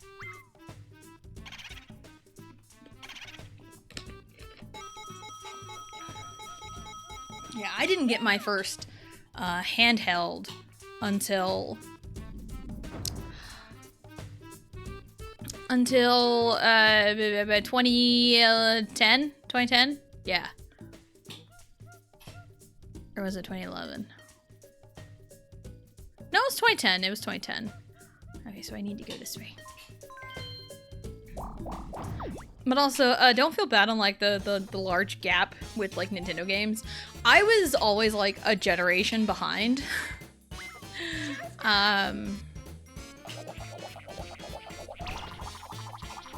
1, 2, 3, 1, 2, 3. Give me your star, Mario! I think you only have one. Yeah, I was always like a generation behind. I grew up on N64. And I was born in 95. So, and I played a lot of N64 games in my childhood. I didn't get my GameCube until Christmas of 2005. I got it bundled with Mario Party 7. And then like a few months later, the Nintendo Wii comes out. Because my oldest brother had gotten a Wii on launch. And he had that pretty soon after I got my GameCube. So, and I played GameCube for a while, and then we got our Wii in 2008. So, and then we didn't get a Wii U till 2015 after my husband and I got married. So I was always like a generation behind on consoles. And like the first console that either me and my husband had picked up relatively new in our lifetime was the Switch 2. And we didn't get it right on launch either. We got it like a few months later. Finish. So, and it's kind of crazy the Switch 2's been out for a year. Really? I think it came out, what, on the 5th last year? So, I just think it's funny when people were like, oh, I love Ocarina of Time as a kid, and here I am like, I played NES Zelda, and I was alright, I guess. Yeah, I grew up on like SNES and N64. And I feel like I have vague memories of my brothers playing Ocarina of Time. Like, I remember like the menu on our little tiny CRT in our bedroom as a kid. But I didn't actually play Ocarina until like 2017.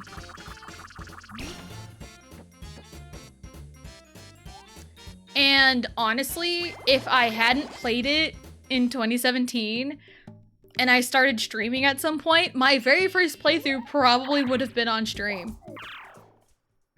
Because I was holding off on it as a teenager.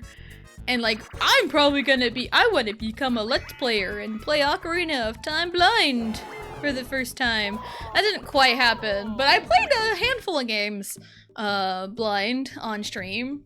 Which doesn't happen very often, and honestly, I'm kind of thankful, and like, I'm really glad my experiences with specific games happened the way they happened. I've only ever done Splatoon 3 single player blind, and Banjo-Tooie blind. Those are like the only two games I've ever like legitimately played blind. Had no idea going into it, no idea, learning everything offhand. So, like, learning everything real time. So, and the next game that's gonna take up, like, the Monday slots is probably gonna be very similar, because I don't remember much of it. I'm essentially going into it blind. It's gonna be great.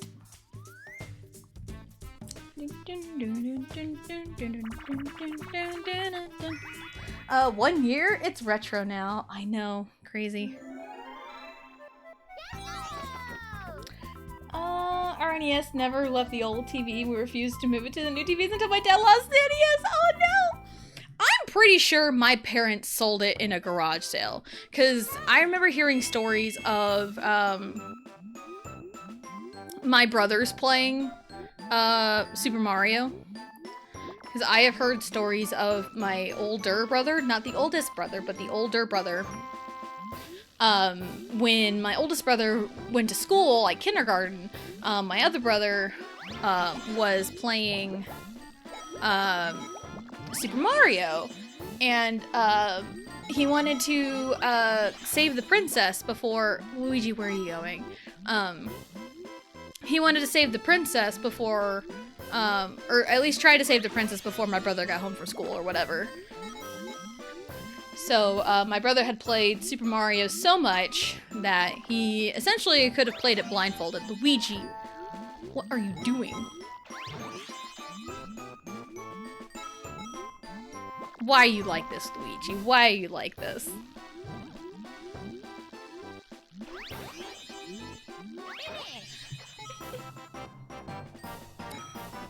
But yeah, so I knew that my parents had an NES. They probably sold it in a garage sale because I don't remember seeing it in my childhood. But I know we had an SNES because I believe my sister has it. I believe my sister has our old SNES. And then I have our old N64, which kind of shit the bed. And then last year for mine and my husband's wedding anniversary, he got me a new one. And it works pretty good.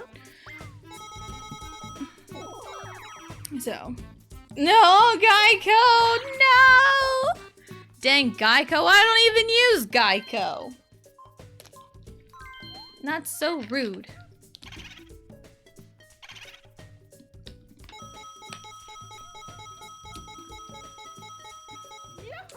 It's a different version. The dog is drinking from the tire. What? What is happening? What kinds of ads are you getting? This is insane. But yeah, I'm pretty sure my parents sold our NES at a garage sale. My sister has our childhood SNES, and I have our childhood N64. And then I have the GameCube. I have the Wii. Because the Wii was for both me and my sister for Christmas in 2008. But I think I played on it just a little bit more. So I acquired it, but she now has a Wii with her husband, so...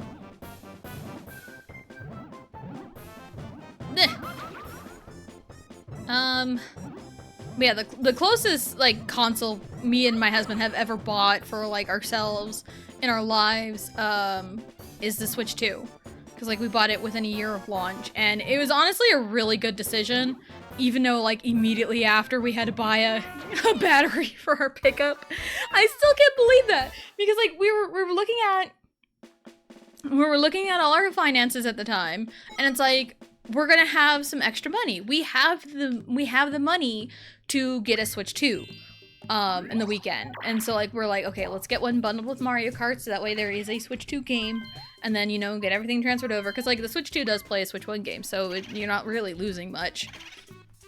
So, and also, it gives us a second Switch. And we were able to play Pokemon Scarlet and Violet together. And also Fire Red and Leaf Green together a few months ago. So, we were able to play games together, which we hadn't done that in a while. And it was really fun. Anywho, so, like, yes, let's buy a Switch 2. And we did. And then we bought it on Saturday. The following Thursday, we had to buy a, the battery went out on our pickup, and it's the only vehicle we have. So, we had to buy a battery for our pickup. It went bad. Because I remember that day, too. I was playing Peak for the first time with, like, Blue and JT and... I think Owl and Hip were there. There was Lim, I think, was there too. Yeah, I was playing it for the first time, and I remember saying, I need to go pick up Allie. I'll be back in, like, 10 minutes. Thought nothing of it, because, like, oh, Allie's school is just up the road, so it ain't gonna take that long. And, I couldn't get the pickup started. It wouldn't start at all. And I'm like, ah, shit. And so, in a panic... I grabbed the stroller because Riley was still, she could still fit in the stroller. So I stuffed her in the stroller and I like walked as fast as I could to the school, which is a 15-minute walk one way. So, yeah, I walked to pick her up. And I even tried calling the school. Like, I tried calling the school, but they're like, oh, the office is closed. You need to call the extension. I'm like, that's bullshit! It's like, excuse me, hello, my child is there, needing to be picked up, and no one's answering the fucking phone in the office? Are you serious? Because I would have said, like, hey, Allie needs to walk home, and that crisis averted. But no, they wouldn't answer their stupid phones. They wouldn't answer their stupid phones. Ugh, that was a fun time. But man, I was exhausted right after that, and yeah, that was fun. That was a fun time. But luckily I have very wonderful friends, and got a little bit of help because a lot of things were happening at that time. We had to drop $300 on a battery. I mean, it needed it anyway, so. And then, you know, with the combination of school lunches and all that jazz, I have very good friends that help me.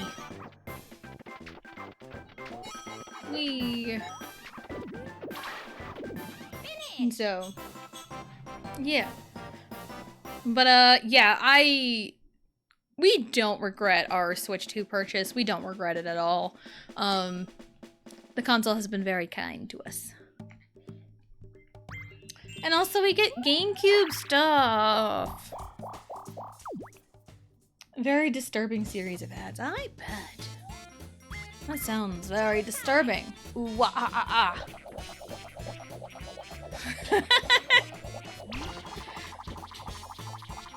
Yeah, because we bought our Switch in like 2018. Like December of 2018 was when we picked up our Switch 1. So it was about like a year and a half, almost 2 years after the Switch 1 came out was when we picked our Switch. So, yeah.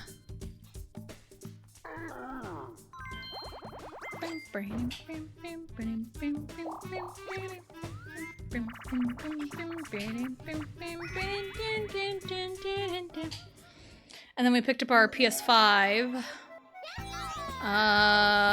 in March of 24? No, 23. March of 23. Because we got it with our taxes. And it was at the time where they were still really scarce. And we managed to find one at a Target. Because we were thinking about getting a second Switch at the time, like an OLED or something. And then I turned around and saw a PS5. A lone PS5 sitting on the shelf. And that's when we decided, okay, let's get the PS5. So, yeah. So we have our PS5 that has crashed on me 46 times playing Final Fantasy 16. Yeah, again, it was always strange because like when we first got the game, it never crashed on us like that. It never did. So it had to have been some kind of like weird software update.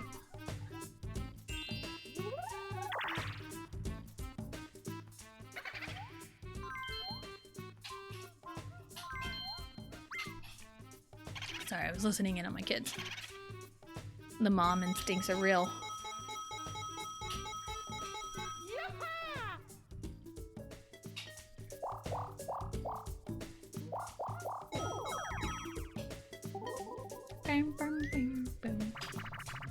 So yeah, that's my history with consoles.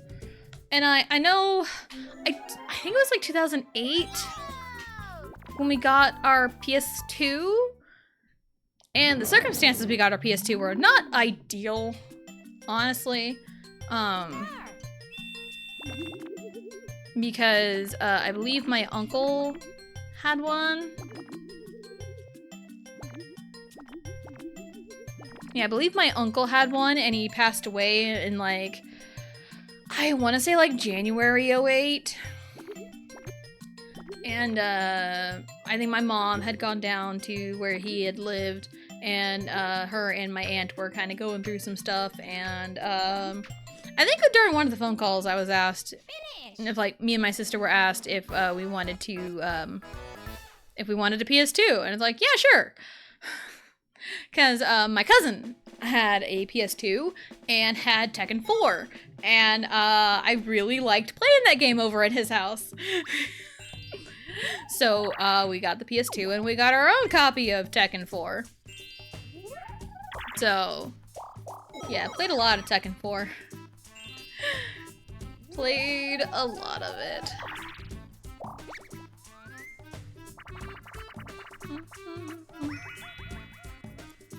So, but, and then my brother had a PS3 when it came out.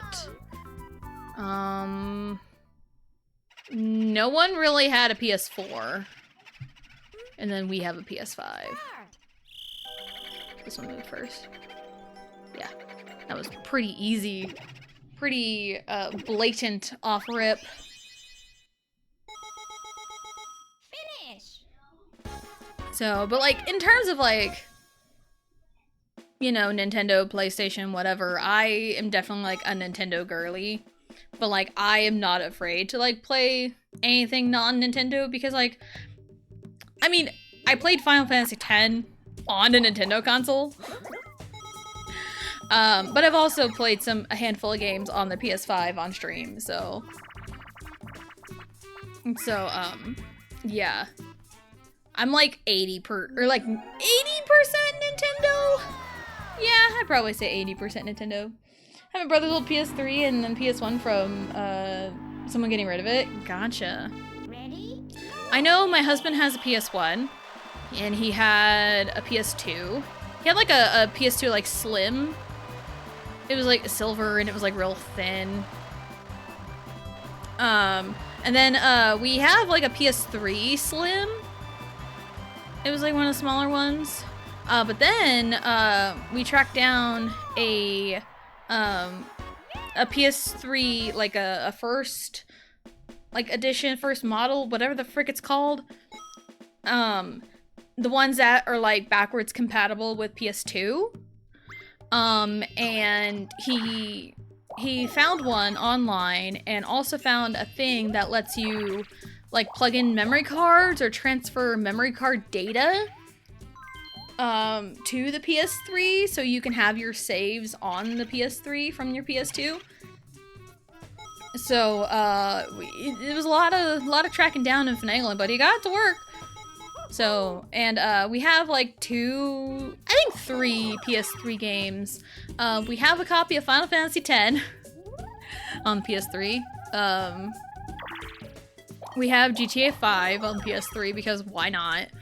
And I have Mortal Kombat 9, which I believe is still sealed. I have never touched Mortal Kombat 9. And the controllers don't have a very good battery life, so we would have to have a second USB extension cord if I were to want to stream because of where I sit and how I have things set up and how I'm comfortable. So we would have to get a second USB extension so we can plug in our controller so the batteries don't die. And then maybe I can play Mortal Kombat 9 on stream, because I love the story mode. I remember watching a playthrough of it years ago. I remember sitting in my bedroom watching it on YouTube on my laptop at the time. And I remember really loving the story mode, like watching it. Finish. So I would love to like actually play it. And like I love like fighting games. I like fighting games. Like kind of like the traditional fighting game and also Smash Bros. Those are kind of my bread and butter. My husband's more of like the arena fighter, like the Dragon Ball Z Budokai Tenkaichi that kind of fighting game. He's really good at those games. And yes, we did get Sparking Zero. The Dragon Ball Sparkling Water. We have the Sparkling Water. Wiki wiki. Anyway. Oh, give me money. Yay.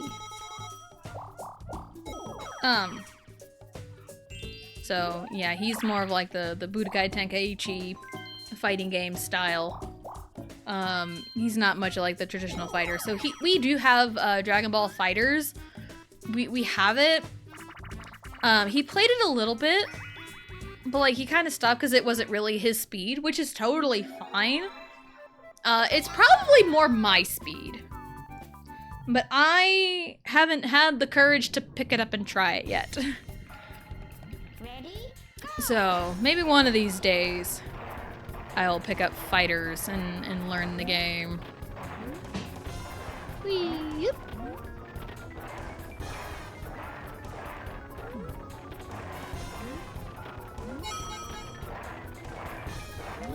Whee!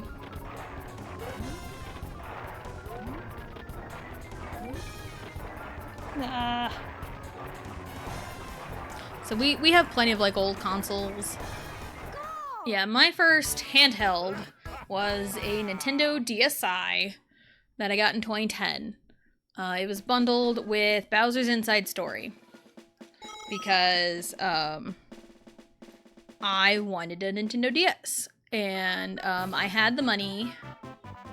I had the money for it because I was working with my dad and my sister on our paper route.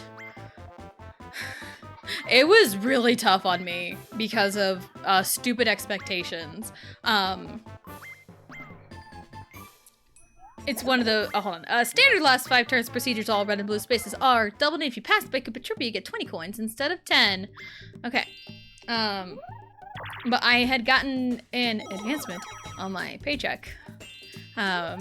And I got to spend a little bit of that paycheck when when I went with my dance team out of town to our summer dance camp. What is happening?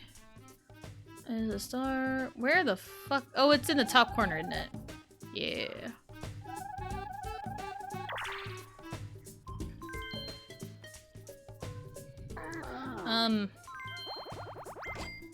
So, and we stopped at I think on the way home, we had stopped in a, strip mall.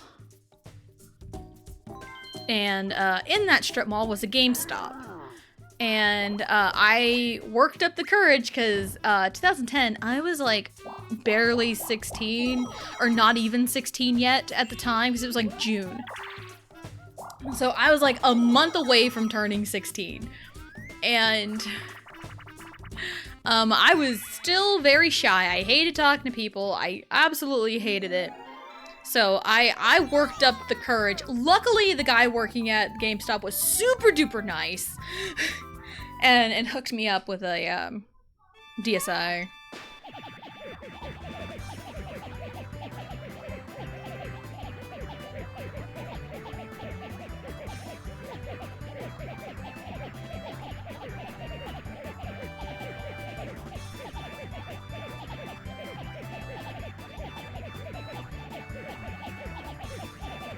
Ta-da! Okay, yeah. Luckily the guy working was really, really nice. And, you know, one of those, like, customer service things, it's like, what can I help you with? And, again, working up the courage, and I told him, I want to get a Nintendo DS. Can you help me? And, you know, it just went from there. And I didn't care if it was new or used. I didn't care. And he had found one bundled with Bowser's Inside Story because I think he asked if I wanted a game with it or not. And I was like, I would like a game, sure. And so there was one bundled with Bowser's Inside Story. Why does everyone else have so much money? Super Mario. So yeah, that was in 2010. And anytime stop by a GameStop for whatever reason, I would find some DS game to pick up. I had picked up like, I think Mario Kart, Mario Party DS, this way. Yeah, Mario Party DS, I got Mario Kart DS, and then, I want to say, like, August of 2012, right before my senior year, we had a family friend, take us to,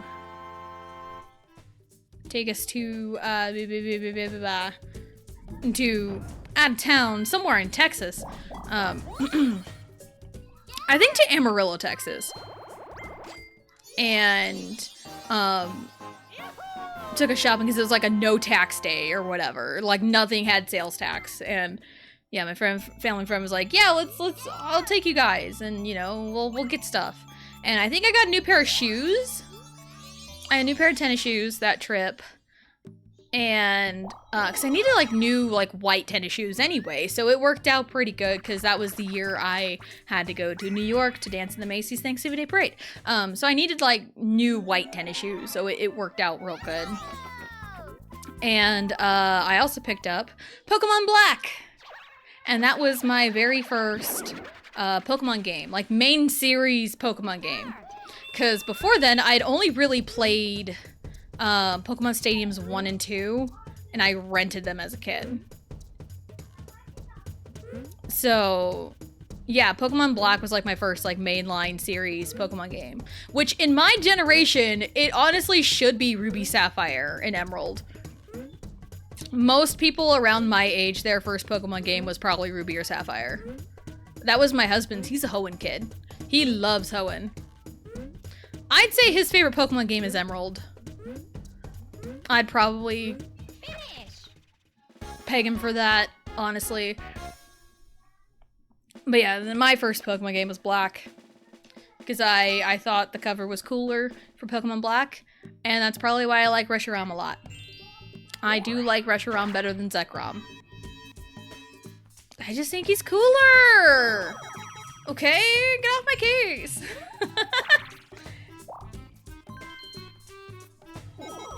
First was supposed to be Diamond and Pearl, but I started with Yellow. Hey, you know, like, whatever works. You know, everyone starts out in different places. But it's just kind of the generalization of the generations, or, like, of people in my age group. Oops. Oh.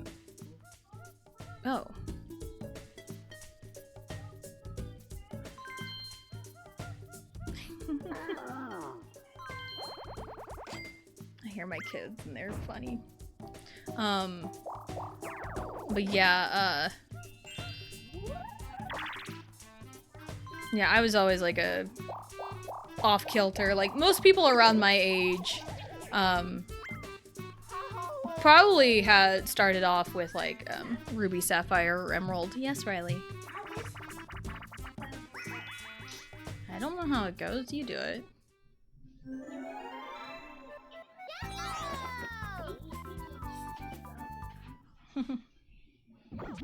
You're silly, kiddo.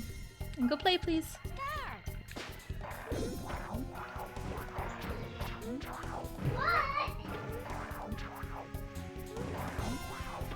Alright, let's focus up. Can I get a vine? Do it for the vine. Beautiful. Love it. 10 out of 10. No notes. One of my favorite vines, I will never get tired of it, is the two dudes. They're two black dudes, and one of them's playing piano and the other comes in and starts dancing. Oh, I never get enough of it. Anytime I see it, I watch it every single time. It just brings me so much joy. It just brings me so much joy. I love it so much. That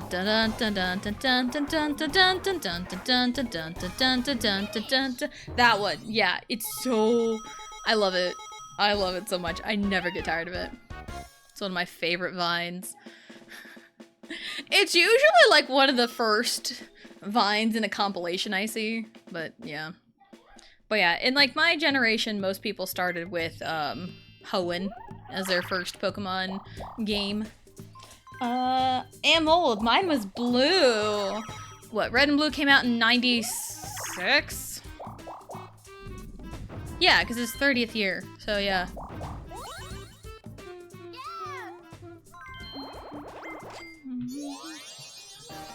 So, yeah, but I never had a Game Boy. I never had a Game Boy, or a GBA, for that matter. So I never had them fancy handhelds. I should have went the other way, it's fine.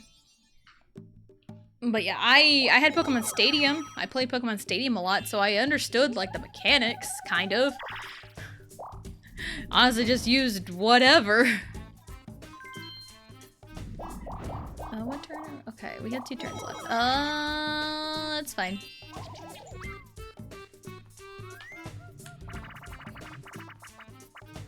So, but now I know a good fair bit about Pokemon. There are definitely some generations where I am very like, oh god, I don't know this generation at all. Gen 4, because I didn't know anything about it until like way later. First time I played Gen 4 was 22. Because that was when BDSP came out. And when BDSP came out, my husband played it. And then I tried playing it because I started the playthrough, and my husband's like, you know, if you want to experience Sinnoh, just play Platinum. And he had a copy of Platinum, so he gave it to me to play, and I played it. One of my favorite art pieces that I have ever done was of my Platinum team. I think it's like on my website, and it's also on my Twitter, my pinned tweet. I have some art pieces. It's one of my favorites. It's one of my favorites. Eh. Money. So, yeah, that was the first time I played Platinum. So I'm not very familiar with Gen 4. Gen 7 is a little iffy because I think I haven't played that one a lot. I want to play it again. I would love to play Gen 7 again. But also it's like I would love to get my hands on a DS with a capture card, or 3DS with a capture card. Ready? Go! So I can play these games. Because I've had a hankering to play Black and White again. I've had a hankering to play X and Y again, thanks ZA. I've also had a hankering to play, you know, Alola again. And I would love to stream it. But and I'm not one for emulators, and plus I don't think my laptop can handle running a 3DS emulator and stream at the same time. So I just don't think my laptop can handle it. I don't think I have the hardware for it. So yeah, it's like I would love to. But like I'm not like anti-emulator. I am anti-forcing emulators on me because I don't like it. If I have a way to play off of like an official way to play it, I will. But if I don't, then like, and again, I have nothing against emulators. It's just I have a personal preference of not emulators.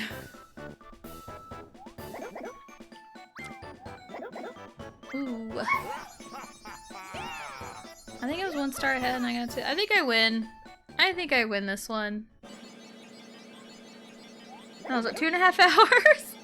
Yeah, Mario Party 1's real short. I really thought that, I wasn't gonna have enough time this afternoon because I was like, I need to be done by a certain time so I can get my kids fed and get Riley to her T-ball practice, but her T-ball practice got pushed back an hour.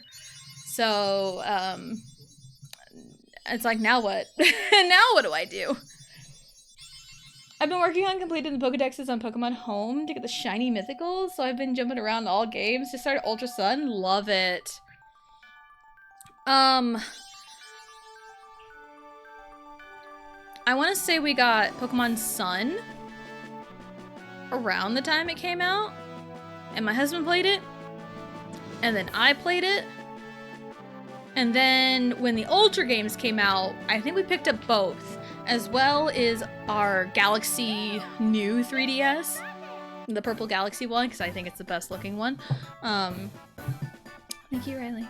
Go play, Riley. And then both me and Vegito played the Ultra games together. He played Ultra Sun, I played Ultra Moon. I like the moon, I like nighttime, so it makes sense. And I also really like the added detail of, if you play Ultra Moon, day and night are inverted according to your internal clock. So like now it's 3:30 p.m. If you were playing Ultra Moon, it would be 3:30 a.m. Which I think it's really neat, because I like nighttime. I like nighttime, so yeah, I'm very much a night owl. I'm a night owl whose kids forced me to be an early bird. Because I like woke up at somewhere around 5. I think I went back to sleep until about 6:15 because I needed to take my husband to work.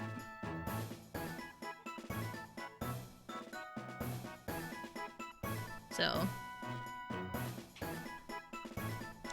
What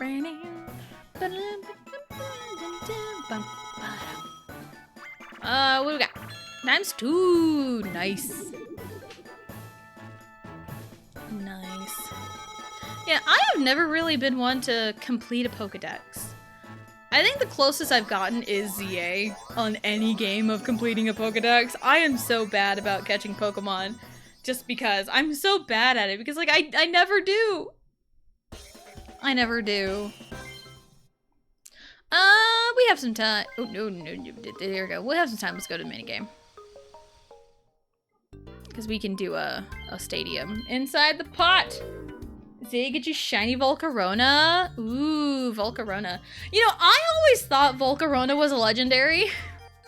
It's not. It is not a legendary, which makes me a little bit sad. No handicap, all hard. We can go 20 turns. It won't take long.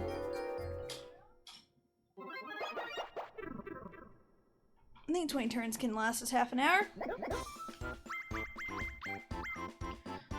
So, but yeah, and also like in Pokemon Black and White, you get like a special encounter Volcarona in like the ruins or whatever. Like you have to go like a special thing in the post game and you find it, special encounter. And like because it's a special encounter at like level 70, I think it's level 70 when you find it in Black and White. It's like, oh my god, this thing's so cool, it's gotta be some kind of legendary. And then, no. Unfortunately, it is not a legendary, and it's, again, it's a little bit sad that it is not. Because, also, if you get the Larvesta egg, you're waiting a long time. Because that thing didn't evolve to, like, level 60. Which, that's one of my complaints about some Unova Pokemon, is some of these steep level requirements of Black and White and the Unovan Pokemon. Also, Ghetsis has a fucking illegal Hydreigon when you fight him in Black and White. Like, it is illegal. Like, it's like mid-50s? I want to say his Hydreigon's like mid-50s. It doesn't evolve into Hydreigon until level 64. Which is absolutely insanity. Like, what do you mean? Like, what do you mean you already have a Hydreigon that's in the level 50s? Also, his Hydreigon is fucking cracked. I think it's got like Surf, Focus Blast, something else, and something else. Because I remember the last time I played Pokemon Black, it had a counter for every single thing on my team. It was insane. It was absolutely insane.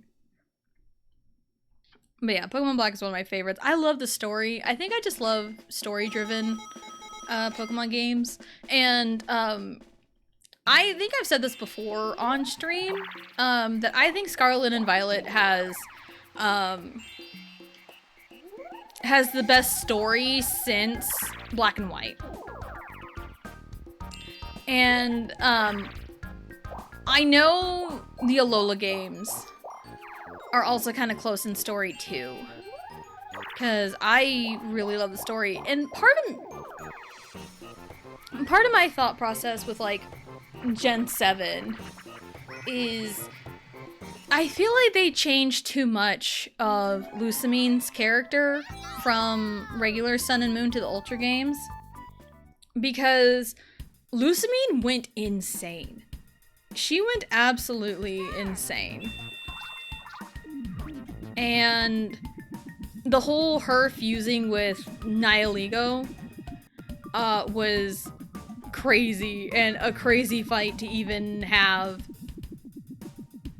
And they kind of got rid of her story arc in the Ultra games. Again, it's been years since I played the Ultra games. And even longer since I played the original Sun. Yeah, I feel like they tweaked too much of Lucamine's character. Give me 1 second.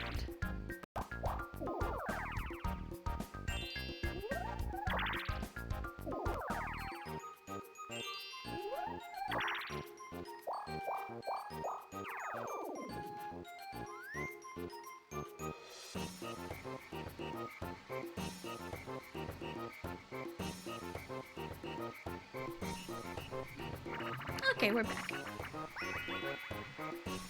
But yeah, I feel like they tweaked her character too much. And it kind of lost a lot of what made her good.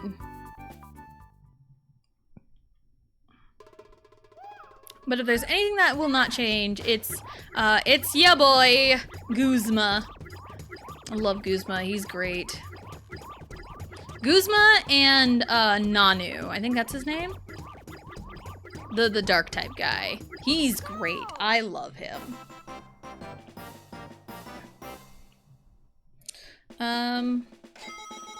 But yeah, I do like a lot of the tweaks that they made in the Ultra games.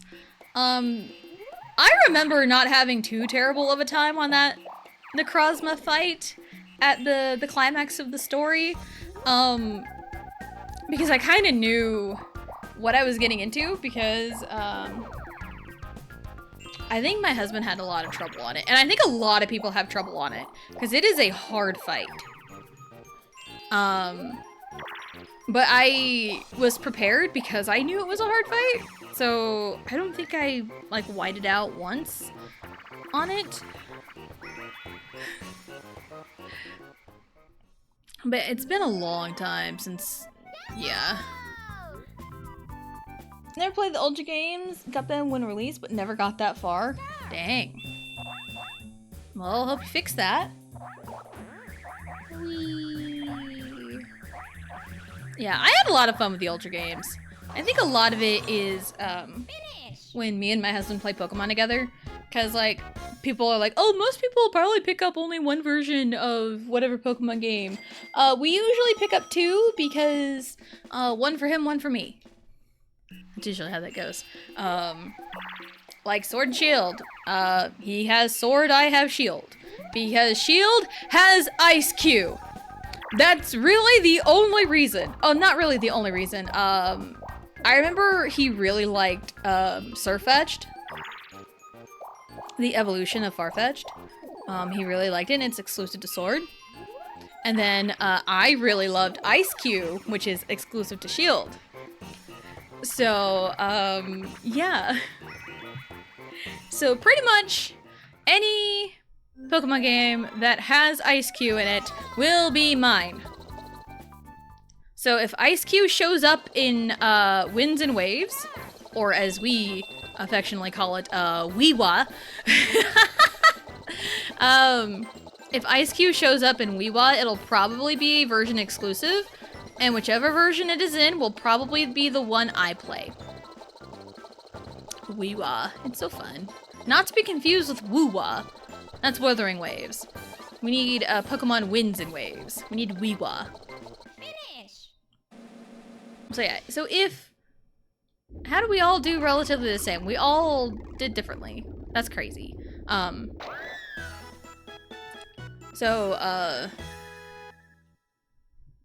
Yeah, I would imagine, because I want to say Stonejourner and Ice-Q are the mutually exclusive pair.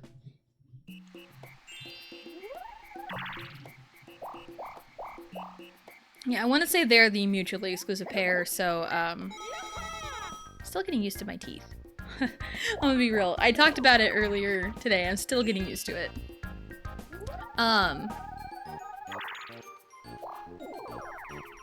So, yeah, if they're in Weewa, they'll probably be, you know, mutually exclusive. Which I would imagine, it would be waves, because that's usually how it goes. Like, oh, the cadence of Sword and Shield, Scarlet and Violet, winds and waves. You know, it's the cadence. Ice-Q's usually in the second one of the normal cadence, because he's a Shield exclusive, and he's a Violet exclusive. So hopefully he shows up in,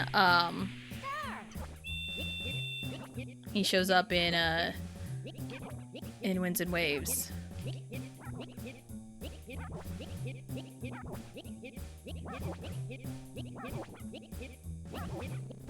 Cool. So, yeah. So we usually end up with both versions of Pokemon. There are a handful of Pokemon games that we don't have, like, the other version of. That just stems from childhood copies to we just didn't want the other one or didn't have the money for the other one yet. Or, like, the interest in the other one. A lot of, like, childhood copies. My husband had, he has Heart Gold, no Soul Silver anywhere. I think he used to have Diamond, but I think his ex-girlfriend has it now, or it was hers. I don't remember that. But he has Platinum. I think he does have both Ruby and Sapphire. I know he has Ruby and Emerald. Trying to think. I have both Black and White because I picked up the other version because I wanted to see the other difference. Because Black and White are more than exclusive Pokemon. There's a lot of there's version differences. But I only have Black 2. I do not have White 2. We only have Let's Go Pikachu. We don't have Eevee. We have both Sword and Shield. We have both Scarlet and Violet. We only have Brilliant Diamond. We do not have Shining Pearl.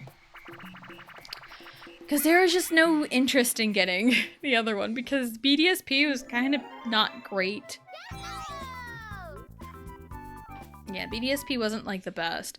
And people, the biggest reason people, at least I see people knock on it is the art style. And I love the art style it went with. I love the squat chibi aesthetic.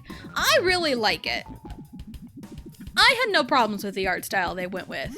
The problems that me and Vegito have with it stem from the fact that it is a faithful Diamond and Pearl remake. And the moment that was said in one of the trailers was the moment that they sealed their fate. Because Diamond and Pearl is extremely flawed. Like, yes, Gen 4 did wonders for Pokemon in general, because that's when the physical special split happened, lots of cool new Pokemon, you know, more Pokemon became viable again, but the problem is, the Pokedex was lacking, and everything was so slow, and the pacing was really bad. And Platinum fixed a lot of those issues. It they sped up the game a little bit, they sped up the game a little bit. They changed the order of the gyms so it made more sense. Because Fantina used to be... Okay. Fantina used to be like 5th, and now in Platinum she's 3rd.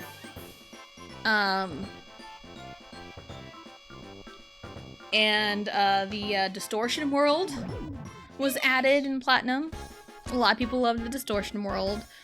Just like a lot of like quality of life stuff. More Pokemon added to the Pokedex, more new evolutions, you know, all that fun stuff. And yeah, the moment they said, oh, BDSP is going to be faithful Diamond and Pearl remakes, that was the moment they sealed their fate. That was a nail in the coffin, because a lot of people were worried when they announced Diamond and Pearl remakes. They were worried, and rightfully so. Because there wasn't really anything like new added. And also, it was riddled with glitches. BDSP were riddled with glitches, and it took several patches for them to like fix like item duplication and Pokemon duplication. It took a long time for them to fix that. And it's like, oh, they fixed the glitch. Well, people found another way to do it. That made that, you know, that wasn't super difficult. That was a thing. It's like these glitches were not difficult to perform. People were finding the area where you get Shaman before the whole event was announced.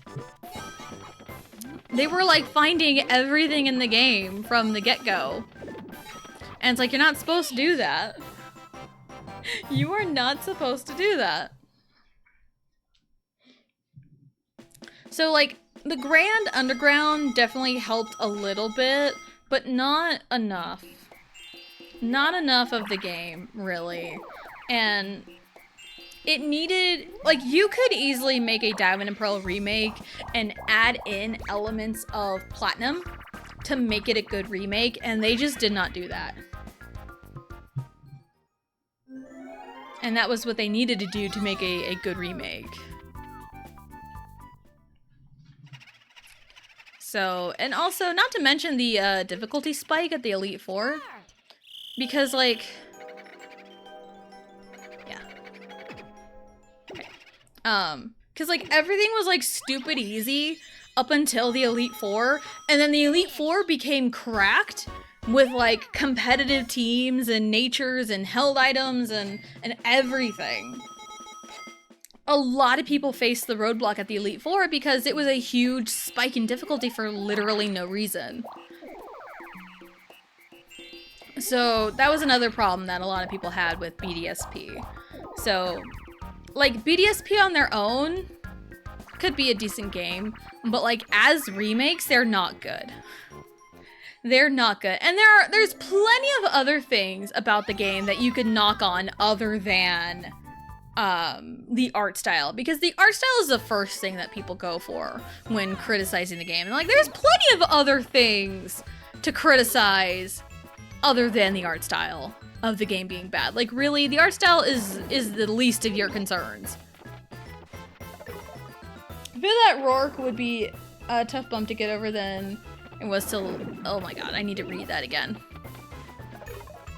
I feel that Rourke would be a tough bump to get over than it was easy to lead for. Okay. Okay, got it. But yeah, like, first gym leader, you know, if you're not prepared, totally get that.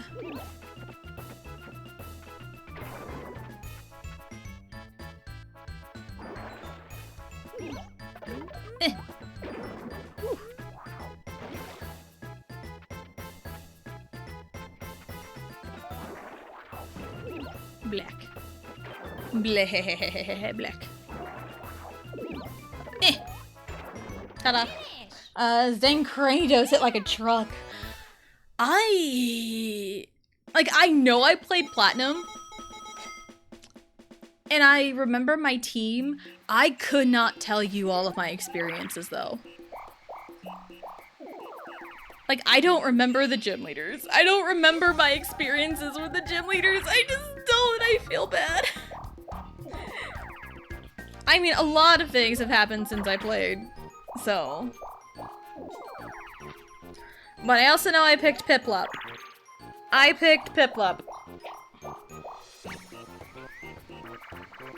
And I did not have the quintessential Sinnoh team that has, like, you know, Infernape, Staraptor, Luxray, Lucario. What's the other one? That's on like everyone's quintessential Sinnoh teams. And they're like, oh, everyone picks these guys, and I'm like, no. I refuse.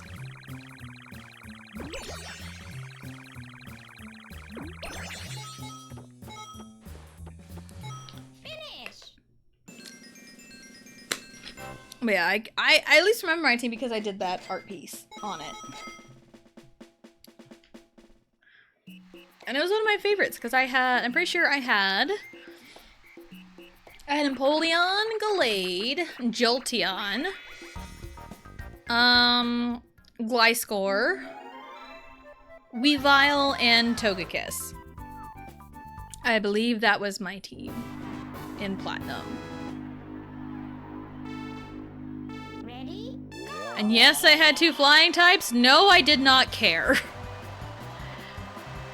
Like, I try to have a good team composition when I play Pokemon. I do my best. Sometimes things just fall through the cracks, and I have a team super duper weak to fighting half the time.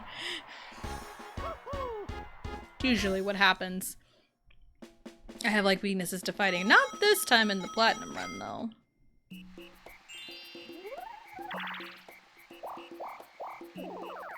Okay.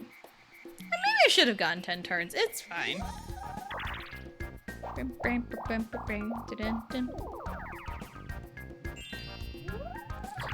So, but there's usually some kind of roadblock when it comes to gyms in Pokemon games. There's always a roadblock. There's always a trainer or, you know, a gym leader that is like the roadblocks. Like, good luck getting through them. Sabrina can definitely be a roadblock in Kanto. Ready? What's a Johto leader that'd be a roadblock? Claire? Maybe? Morty? Cause he's got a Gengar. Gengar's cracked. Especially in Heart Gold, Soul Silver. I know in Black and White it's Elisa. She's the reason why I hate Amalgas. Her dang Amalgas, like, traumatized me. I hate Amalgas. Go. And it's one of those, like, I am well aware Amalga is some people's favorite Pokemon. I'm well aware. I have just been too jaded by Elisa's Amalgas in Pokemon Black and White. With the stupid... Like, they're electric flying, so you waltz into the gym. It's like, oh, it's an electric type gym. I can bring in this ground type that I have. And then you waltz in, and she has 2 Amalgas that love to volt switch, so you don't know which one you're getting half the time. And then the fucking Zubstrika comes in, and that's the only thing you can use ground on, but then it also volt switches out of there, and it swaps into... it's a pain in the ass. Her gym is a pain in the ass. I hate it so much. And, like, after you get past... Elisa's, like, the 4th gym, I think, yeah. Gym 1 can be tough if you're not prepared. Because Striaton City,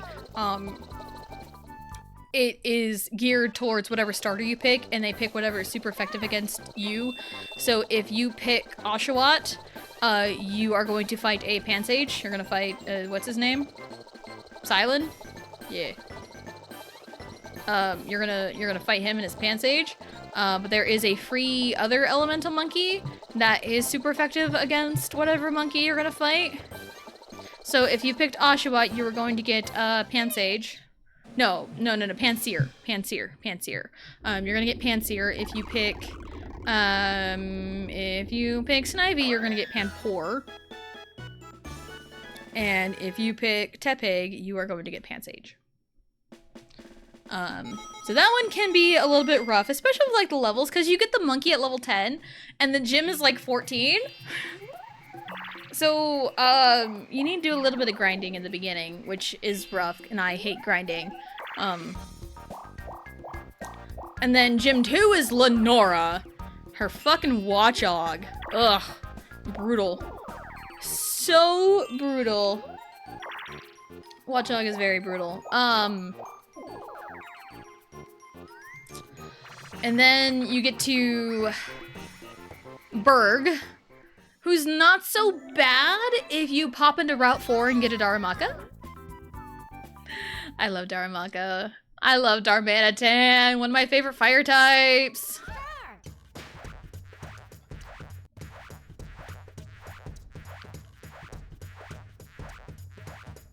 Man, I was hearing the control stick go whir. But yeah, if you pop into Route 4, go get a Darumaka that has a fire type move, or if you already have a Tepig. If you have fire, then the third gym is a Breeze. Fire or flying, really. But yeah, Berg isn't a problem, but then you get to Elisa in Nimbasa City. Oh man. Elisa. And then even after Elisa, Clayton's Excadrill can mess you up if you are not careful. And not just the Excadrill, it's his freaking Krokorok. Because I believe his Krokorok has Moxie. And if you're not careful, that thing will fucking sweep you. Yeah, Clayton's pretty tough too. Skyla's not so bad. If you have some kind of electric, Skyla isn't bad. Because her ace is Swanna and it's water flying. What's after Skyla? Bryson. Bryson ain't so bad either, because Ice has a lot of weaknesses. I think it'll be okay. And then, Drayton. Or Iris, whichever version you're playing on, is tough. Mad Hacks is brutal. Mad Haxorus. So you finished playing through Black and White? I cannot recommend it enough. Black and White's my favorite. I think it's the best story in all of Pokemon. And it's really fun. And the cycle continues.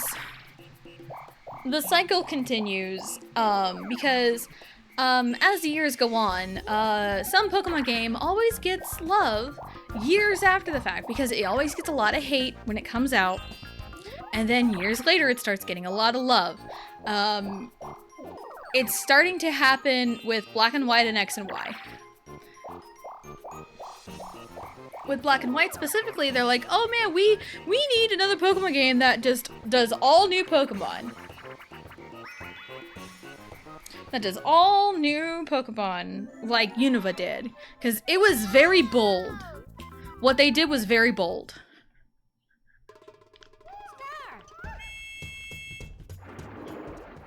Whoa! Hello! I think I'm going too fast and furious. Oh my god, I am not doing good.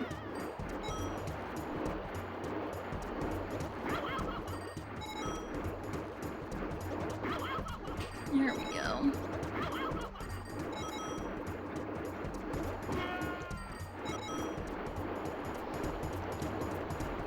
No! Hello, I'm spinning it. I am spinning it. I don't know why it's being bad. That's fine. I still got more money in the long run anyway. 3. That's okay.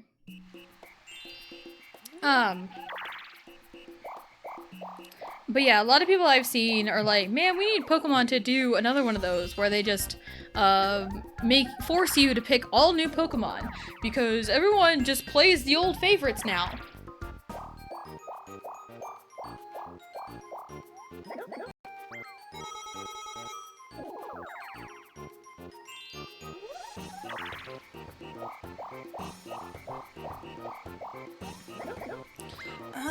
So yeah, like the complaint usually is that Like, oh, when a new Pokemon game comes out, everyone just goes to the old Pokemon and just plays it and then complains the entire time. Because they don't know the new Pokemon, because all they ever play with is the old ones. It's like, I personally can't relate to that. Because anytime I play a new Pokemon game, I always try to use new Pokemon.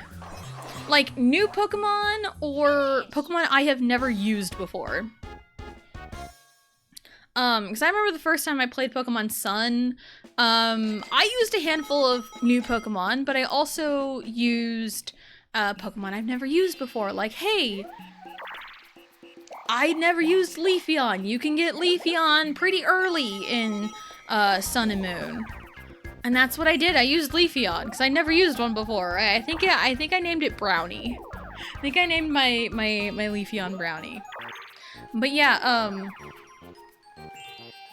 even when I played Platinum, I had some pretty good Gen 4 representation with like the new evolutions. You know, I had Empoleon, I had Gallade, which is Gen 4, I had Gliscor, which is Gen 4, you know? And then I had a Jolteon, which I've never used a Jolteon before. Even first time I played through Scarlet, I think the only Pokemon I had that wasn't, like, new was Tyranitar, but that's because I never used one before.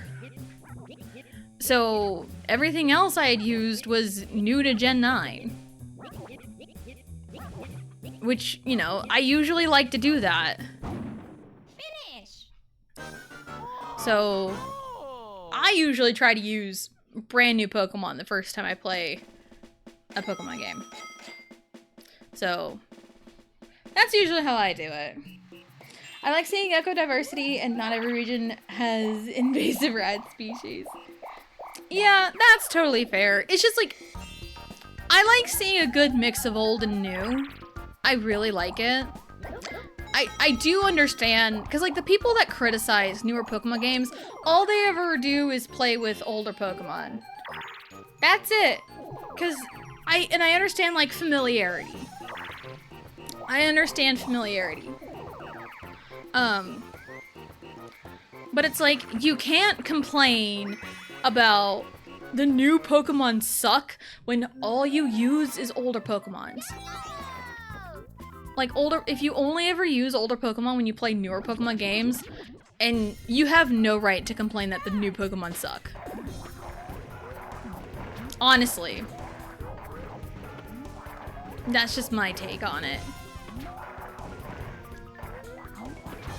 Because there are a lot of unsung heroes, especially in Gen 9. Tinkaton is really good, Tiny Person, Big Hammer.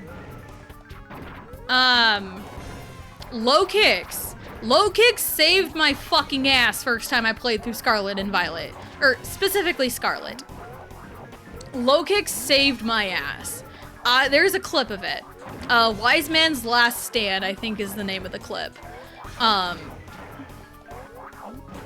Because I was stuck on, Professor Sada. Or, like, I knew it was a tough fight. And, I was just trying to think, man, I am stuck on Roaring Moon. This thing is freaking tough. It is a dark dragon, I believe. And my brain was like, oh, fairy. It's quad weak to fairy. But then I realized, wait a minute. It's weak to bug and fighting. And Low Kicks is bug and fight, or dark bug. But it has fighting moves. It's quad weak to... Not quad weak, but it is weak to bug. And I had some bug moves. So I'm like, wait a minute. Wait a minute. And I used Doxbun, who I appropriately named Donut. I used it to use Baby Doll Eyes, because Baby Doll Eyes has priority. And I spammed the crap out of it, because I was so scared. I was so scared of Roaring Moon. So I hit it with a few Baby Doll Eyes. Donut went down, and I think I was like, reviving Donut's probably the play, just in case, because quad weak to fairy. But then, Wise Man, the Low Kicks, tanked a hit. I'm like, hold on, and then it dodged a hit, I think. I'm like, hold on, wait a minute. and Wise Man was the greatest. And Lokix is a Gen 9 Pokemon. So, yeah, it's just I can't stand the people that complain about the newer Pokemon being bad. And like, oh, gameplay wise, they're so bad, but like you don't use the new Pokemon. You only ever use older Pokemon. That's it. So, that's just my take though. And it's like, I'm cool with like using Pokemon that you don't normally use, because I do that. You know, when I play Pokemon game for the first time, I try to use Pokemon I've never used before, even if they are from previous generations. Like Pokemon I haven't used before or haven't used in a long time. So that's why I used Togekiss, because I did technically use one in Heart Gold when I played years ago, but I wasn't able to use a Togekiss in the main playthrough like I was in Platinum. So it was fun. So yeah, here we are. We are at the end of our rope, so that'll be it for today. Let's get back to the main grounds here. My Tongue and Garganacl in my first playthrough though. I mean, you can cheese the Titans with Nacli. Knucklestack is the middle one. You can cheese the Titans with Knucklestack. It is so funny when you do.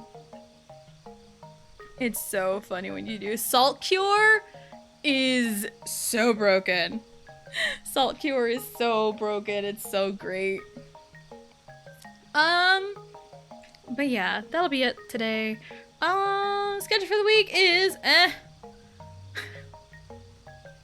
Schedule for the week is no stream tomorrow. Allie's first game is tomorrow and it is out of town, so I won't stream tomorrow. Potential stream on Thursday. Riley's game is at 7:30, but she needs to be at the field by 6:30 for pictures. So that's enough time to squeeze in a stream, I think. So possible stream Thursday.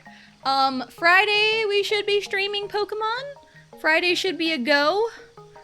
So, because no one has any games or practices to my knowledge, at least. So, Friday should be a go, and we'll get back to Leaf Green, because I played it once last month, and I haven't gotten back to it yet. I would like to get back to Leaf Green. So, alright, let's see here.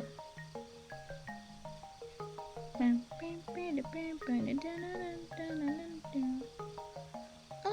see.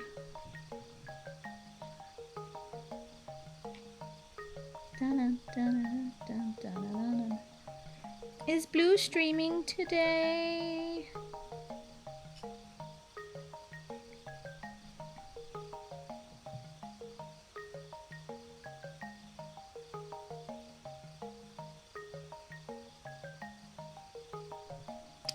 I honestly don't know if Blue's streaming today or not.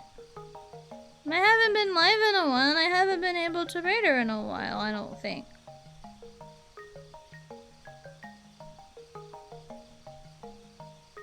So I wonder. It's fine. And next week, I don't think I have anything going on Monday. No one has any games on Monday. Blue hates us. I know, it's crazy. It's unfortunate. Yeah, I don't think I have anything going on Monday, so we'll start a new Monday RPG on Monday. And the hint for the game is, I hope you're not tired of Ben Starr. And yeah, Tuesdays and Thursdays are definitely Mario Party days. She does have a couple games that start at, or Riley has a couple games that start at 5:30, but I don't think it'll interfere too much if I do a short one like this. I'm on the phone with Lim. Oh my god! Stop talking to your wife. Goodness. Okay, no worries, Blue. No worries. But man, she's talking to her wife. How dare. How dare you talk to your wife.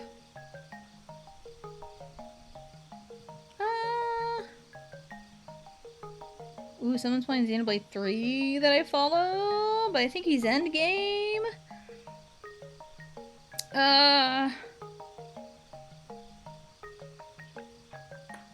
Yeah, Max is live with Doom 64. Ooh. I'm just kind of looking at my follower list.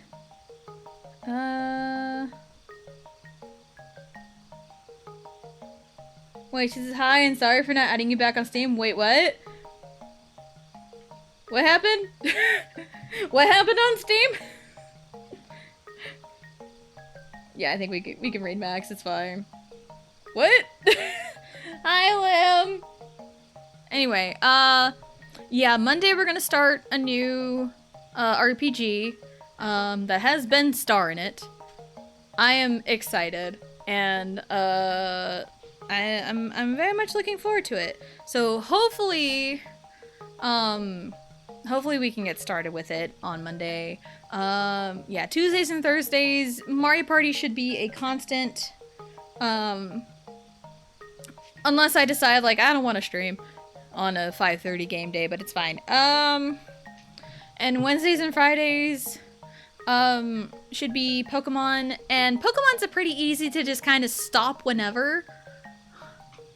Pokemon's a pretty easy one, so, and all of Allie's games start at 6, and, she has 6 games, and 4 of them are in our town, except for tomorrow and on her birthday on the 15th. So those are the only days where there won't be any streams because of softball, so yay, hi. Alright, what should our raid message be? So yeah, June is just wild for me, honestly. What should our raid message be? We just like talked a lot. We just talked a lot.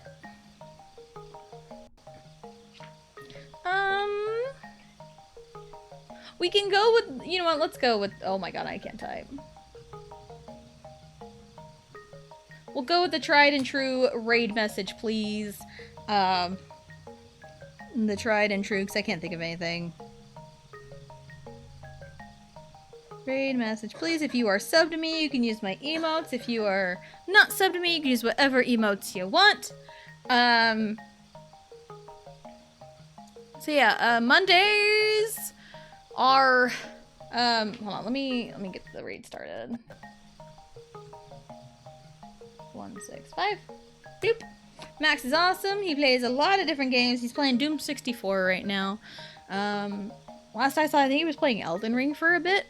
I think it was a month ago or so. But, yeah. Mondays are gonna be new RPG. Tuesdays and Thursdays are Mario Party. And Wednesdays and Fridays are Pokemon Leaf Green. So thank you everyone for coming out and hanging out. And we will see you next time.